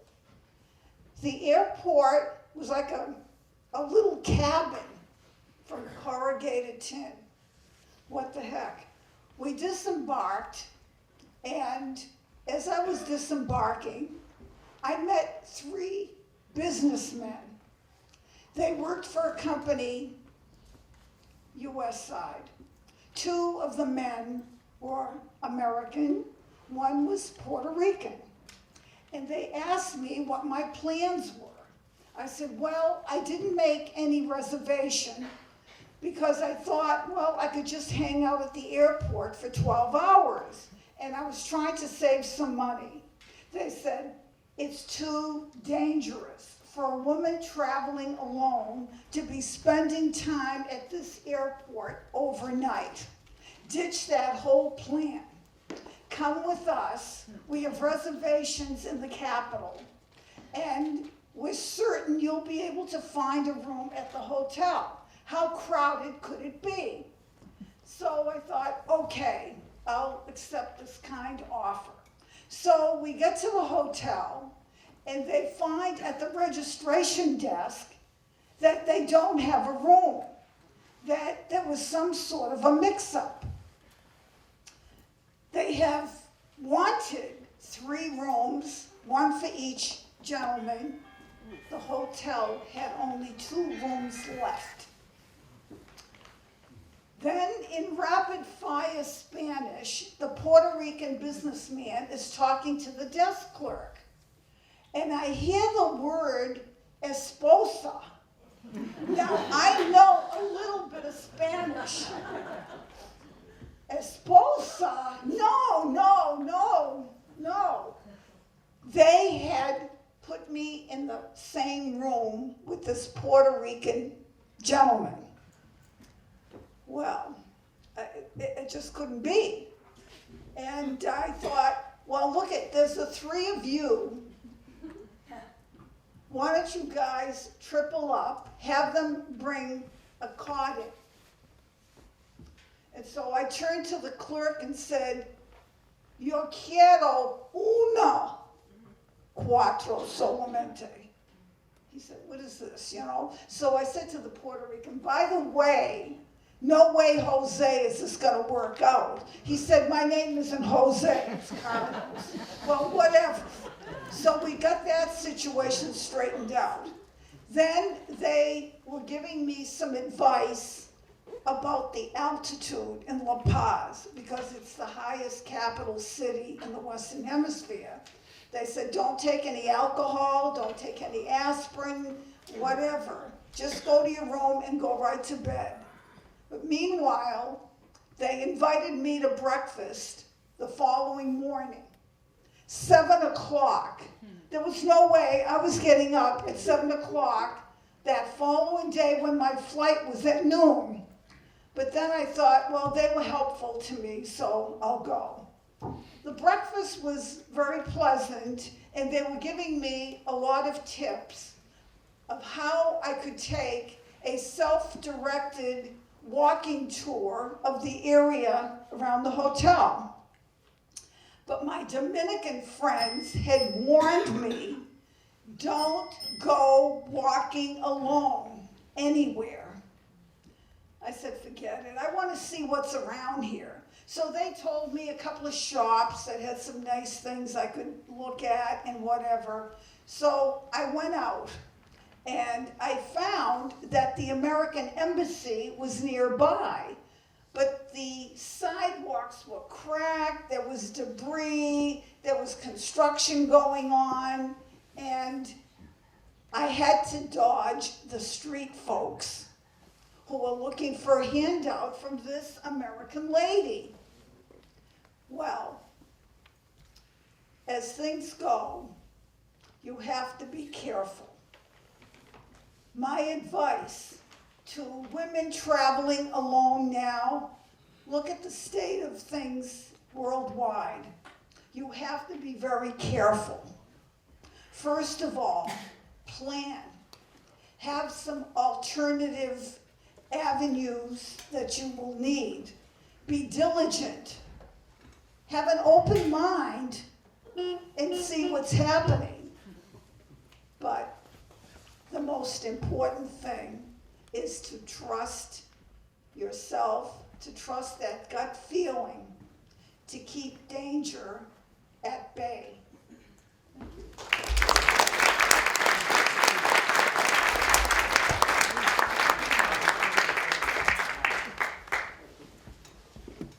We got Robert Solomon on deck, and let me read a few of these while we get going here. I sensed danger when a serial killer was spotted in my town. I sensed danger when the wispy willow branches gave way under my feet. And I sensed danger when my stepfather suggested I clear the rope off the propeller in shark-infested waters. Please bring to the stage Pauline Breer.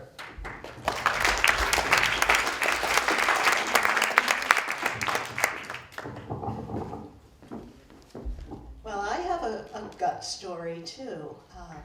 Anybody here grow up in the era where nobody watched their kids and it was just packs of kids running wild in the streets from morning till night? Yeah. Yeah, it's a wonder we're all still alive. So my world was a boy-dominated world. There was an attempted drowning. I got shot in the head with an arrow. It almost took my eye out. So I survived this. Somehow we all survived it. We made it out of childhood. Nobody really knows how as we reflect back and talk about these stories. But there are things that happened that were not kid-related. And one thing that happened to me, I was about 4.5, 5 years old, and it was one hot, sultry, humid summer morning, and I'm walking to the neighborhood mailbox with my aunt, my teenage aunt, and suddenly she tells me, I have a stomach ache. I can't go all the way to the mailbox. It was just like 2 blocks. I had to sit down here. There was a low wall, and I'll wait for you. You take this letter and just run on and put it in the box, run back, and I'll be here. I was pretty proud because here I was, out alone with my aunt. I felt so privileged. I felt special. I had escaped my older brother, who was 7, who I always thought was her favorite. He was somehow left at home. I never found out why. And I left him behind, my baby sister, and all of my middle child issues on that walk. So I took off with the letter, and I ran to the curb. There was a little side street I had to cross, and I stopped at the curb like a good girl. I looked both ways. It was pretty early on a Sunday morning. I don't know how early, but there was nobody there. I looked, nobody, no cars, across the street. Ran toward the mailbox. I could see it in sight, but I was aware that there was nobody. Like no people, our little store wasn't open. Reached the mailbox, my heart was pounding, my chest was really heaving. I don't know if I was excited or scared. Put the letter in the mailbox, and without missing a beat, turned around and started running back, looking for my aunt, whom I thought was in sight. And all I could see, as I was still running full tilt down the sidewalk to that curb where I was going to, again, look both ways, was a car parked. There was a man inside the car. I was heading straight toward the passenger side door that was open, and he said, "Get in." I didn't miss a beat. Both feet turned left. I ran around the car, off the curb, around the back of the car, back up on the other side, full tilt toward my aunt, where of course I told her everything. So, we get home. My parents hear the story. Now, again, this is the age, and I don't know if it's because we were Catholic. I honestly, I reflect on the times where, my aunt may have made a mistake. They didn't make a big deal out of it. I remember being confined to my art, but then life was pretty much normal. No big stranger danger conversations like you would expect today. Like I know I would have with my kids. I don't know if that turned me into a helicopter parent. I kind of think I was pretty cool. My kids would disagree with that, but so no discussion. I had nightmares for years and years of someone chasing me. And I don't know if this is common. I mean, I know people talk about that flying dream that kids have. But in my dream, I did the flying ones too. In my dream, someone was chasing me, and I'm running home. I'm running so hard, my heart pounding. I get to my back door, and I put my hand on the knob, and I turn the knob. It doesn't open. That's when I would always wake up. So, I have to say, I arrived in adulthood with the idea that there was a lesson that was a very important lesson that I think I took with me. I mean, with all those boys that I grew up with, I had cousins. I mean, like for every girl that was born, it was probably 5 boys. It was crazy. There were so many, and a lot of them were older than I was. So, we had to fend for ourselves. I learned how to fend for myself. I mean, how did I know to run around that car?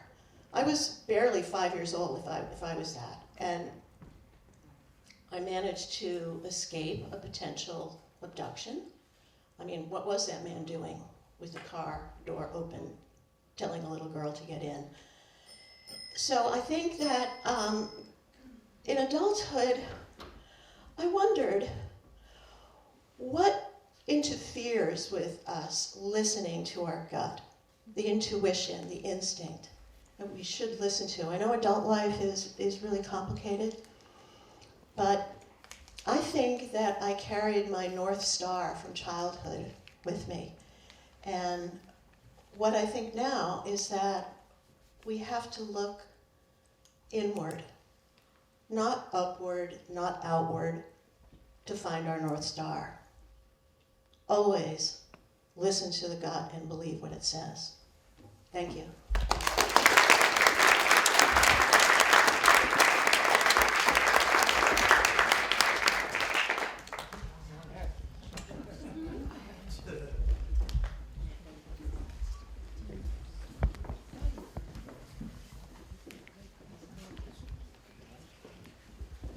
Next up is Josh, and could we have a warm welcome for Robert Solomon?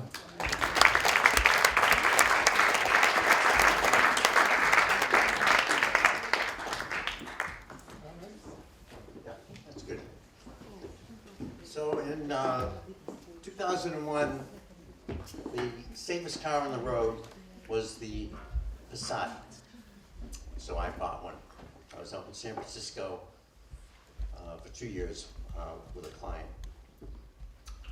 In March 2004, I decided to drive down to Philadelphia to see my cousin, who was director of History of Art and Architecture at Bryn Mawr. And this nice Passat was driving down the highway, get on 91, and I'm looking in the rearview mirror and I see a car swerving back and forth about 4 or 5 cars back. And you know what happens when you see like a big spider going across the floor, or your heart starts to palpitate a little bit. So I didn't want any part of this guy who was, or woman I didn't know, who was weaving in and out. So I decided to go over to the right-hand lane. And I looked in my mirror, he was still weaving in and out. So I was driving in the right-hand lane about 60 miles an hour, and all of a sudden, he smashes into the side of my car. the car gets pushed over to the breakdown lane. And I'm driving along, and I suddenly realize the car is hooked on to the barrier. And I can't steer it off. I mean, he's long past. And I can't get the car off this barrier. And I can't slow the car down, too. I don't know what's going on. All of a sudden, I see an opening in the barrier. And I'm getting really scared. And the car turns into the opening and starts going down the hill. And I black out. I found myself in the Hartford Hospital. The car was destroyed. Somebody had seen it behind, probably coming up from behind, got me out of the car, and there was nothing wrong with me. They were checking me out and sent me home. It was horrifying. That's what danger is. It's scary. Thank you.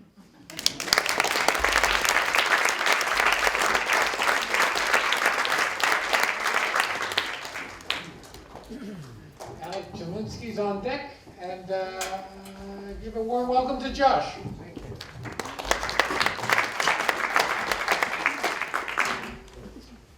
So in the 1930s, there was this theater company called the Group Theater, and they did revolutionary plays intended to change the world. Clifford Odets, who was their playwright, actually created one of his great plays in downtown Boston. He wrote it in one night. It was performed the next day, and the amazing thing about this play was that the reception afterwards, the curtain call lasted longer than the production. It received 47 standing ovations. And so based on that, later on in life when I became a college theater professor, I used to teach that theater can change the world. I believed that. Although over a period of time I began to doubt whether that was actually true. And then in 2007 I went to a party in Amherst where I lived at the time, and my host said, "Oh, you should meet Yoav. He's an Israeli friend of ours." I said, "Oh, okay, sure." Yeah, he takes American academics to Israel and the West Bank to teach them about the situation there so that they can achieve some level of understanding. I said, "Oh my God, this is amazing. Okay, sure." So I meet Yoav, and he says, "So what do you do?"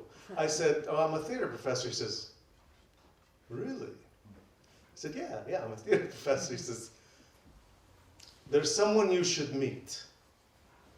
His name is Giuliano Merhamis. He's an Israeli Jew.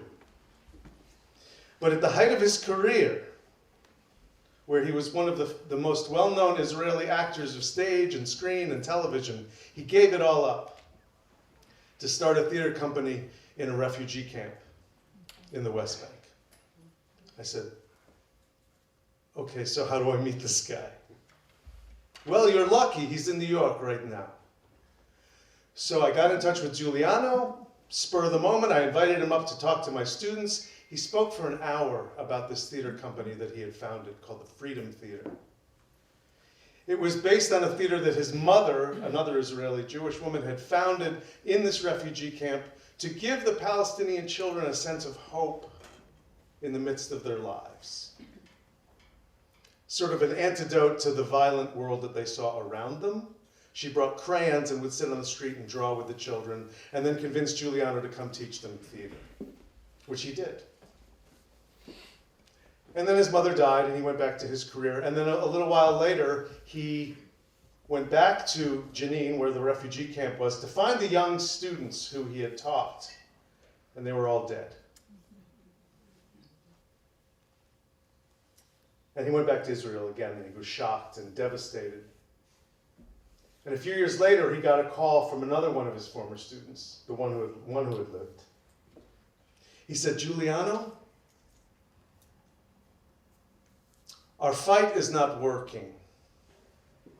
In order to overcome our situation, what we need to do is we need to create art.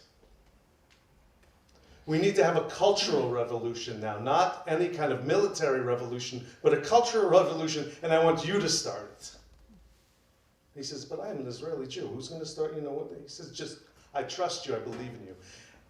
And he started this theater company in 2006. I met him in 2007. And after I met him and I heard this amazing story, I said, Giuliano, I want to come. I want to help you. And he said, oh, sure, okay. A year later, on a sabbatical, I took my 16-year-old daughter and her 17-year-old boyfriend, and we headed off to Jenin. And people said, what are you doing? Aren't you worried? Are you afraid that there's danger? I said, I don't know, Giuliano seems like a great guy. I'm just going to trust him. If things are going to change, it's going to require people to take sort of risks, bold steps forward. So I got to Jenin and I started hearing stories from the young men who were part of this theater company. One who said, if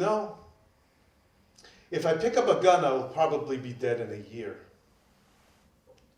But if I write a play, I will still be alive in 100 years. And I thought, oh my, this is it. This is the promise of my early childhood when I thought that theater could change the world. It was actually saving these young people's lives. And I was amazed. And one day I was sitting with a young man named Rabia, and he said, we were talking about this and that, and I said, well, my Jewish mother. And he said, wait, what?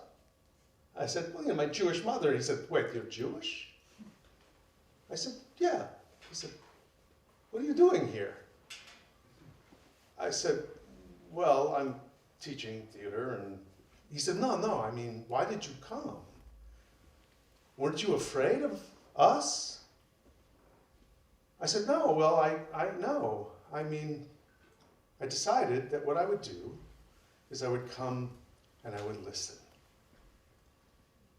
Because listening doesn't feel very threatening to other people, so I would just listen. He said, oh, no. I thought that you thought that we were, and it started to go into this circle, and I realized that these stories that had surrounded these young people's lives were leading people to think about them in certain ways. And I kept hearing other stories, and then Rabia told me the most tragic thing that happened to him, which was that he was in his house, and a soldier came to his door and knocked on the door, and he opened, and he was afraid, so he went and hid in the closet, and his 8-year-old sister opened the door, and they got shot in the head. He said, if I had met you on this day, I would have killed you. And I would have killed your mother and your baby, but now I see you're a human being like me. But that wasn't the real dangerous thing that I was able to witness or overcome.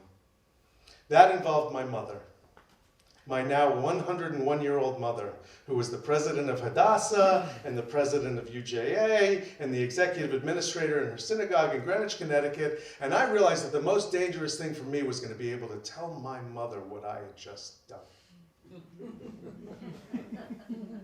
And I did. And she listened. And a few years later, she called me on my birthday and she said, listen, I didn't send you a check this year. I said, that's your mom. That's like, I'm 55 years old. You don't have to send me a check. It's okay. She said, no, I made a donation to the Freedom Theater. Thank you.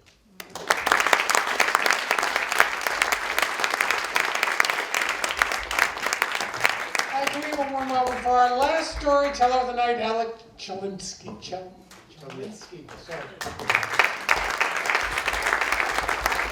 I grew up in Mexico City in the Jewish community there.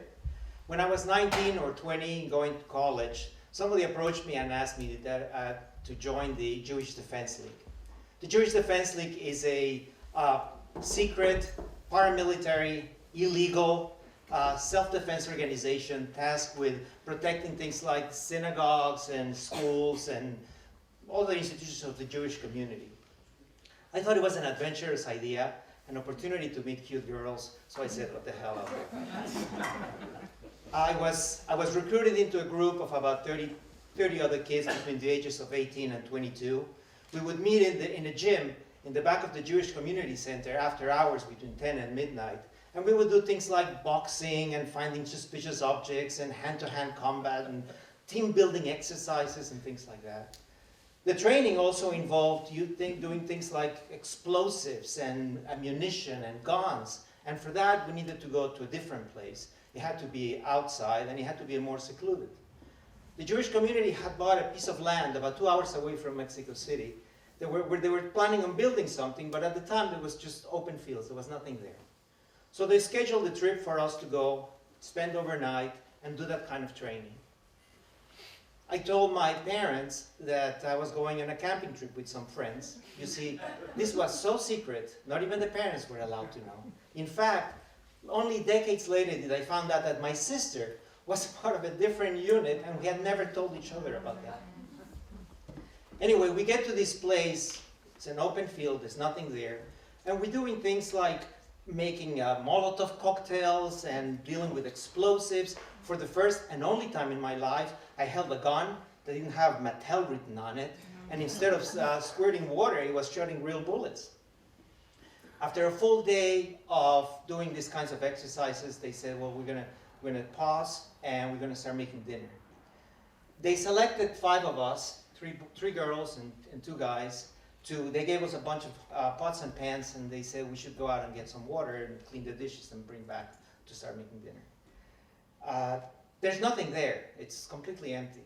But they said there's a cemetery about a mile away where there's a faucet. You can use that to wash the dishes and bring them full of water. So the 5 of us went there, and sure enough, there was a cemetery there. The gates were closed, but they were not locked, so we just pushed them, walked right in. They started joking around and looking for the faucet, when all of a sudden behind us, we hear somebody scream, "Alto! Nadie se mueva!" Stop! Nobody moves. We turn back, and there's 4 soldiers, 4 members of the Mexican army, 1 officer with a kind of a gun, and 3 other guys with rifles. "Who are you?" "We're just students here on a camping trip." "Well, what are you doing here?" "We just wanted to get some water." "Get some water? This is private property you just trespassed. That's against the law." "Where are you camping?" And when they asked us, "Where are you camping?" I realized we were in real danger. Because a mile away, there were 30 Jewish kids between the ages of 18 and 22, working in a clandestine organization with guns, with ammunition, with explosives. We were in the middle of nowhere. Had just trespassed private property, and we're looking at 4 angry soldiers of the Mexican army. I mean, it couldn't get more dangerous. The guy motioned one of the soldiers and told him to take the 3 girls and bring them over to one side, and then pulled me and my friend, whose name was also Alex, over to the other side. And he said, "What kind of students are you?"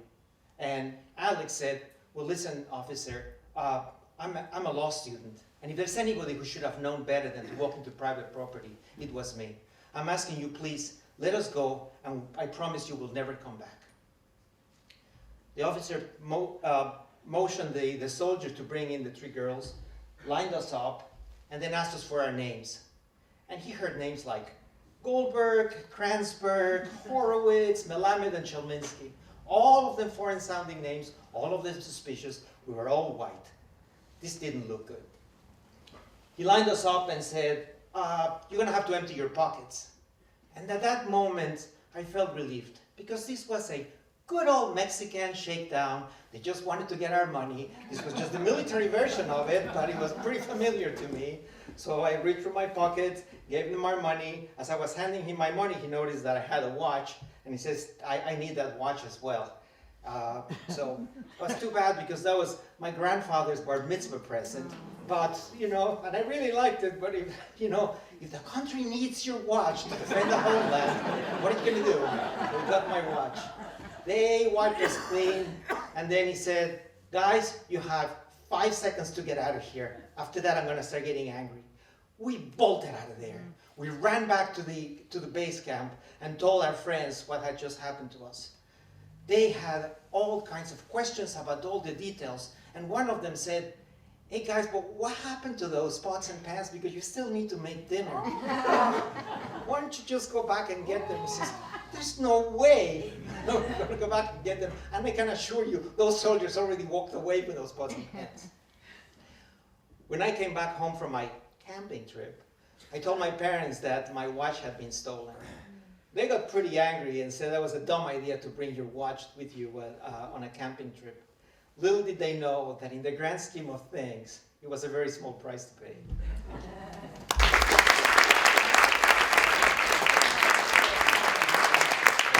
Can we get all the storytellers out there? Bring them all up. Bring them all up. And for those of you who made the little stories, I'm sorry we didn't get to many of them. We figured it was better to get the stories out than those. And I'll tell you, we set a record tonight. Typically, we like to do 10 stories in a night. That would be a full program. Tonight, we did 20 stories, which is way more than we've ever done. And they were great. So give it up for our storytellers.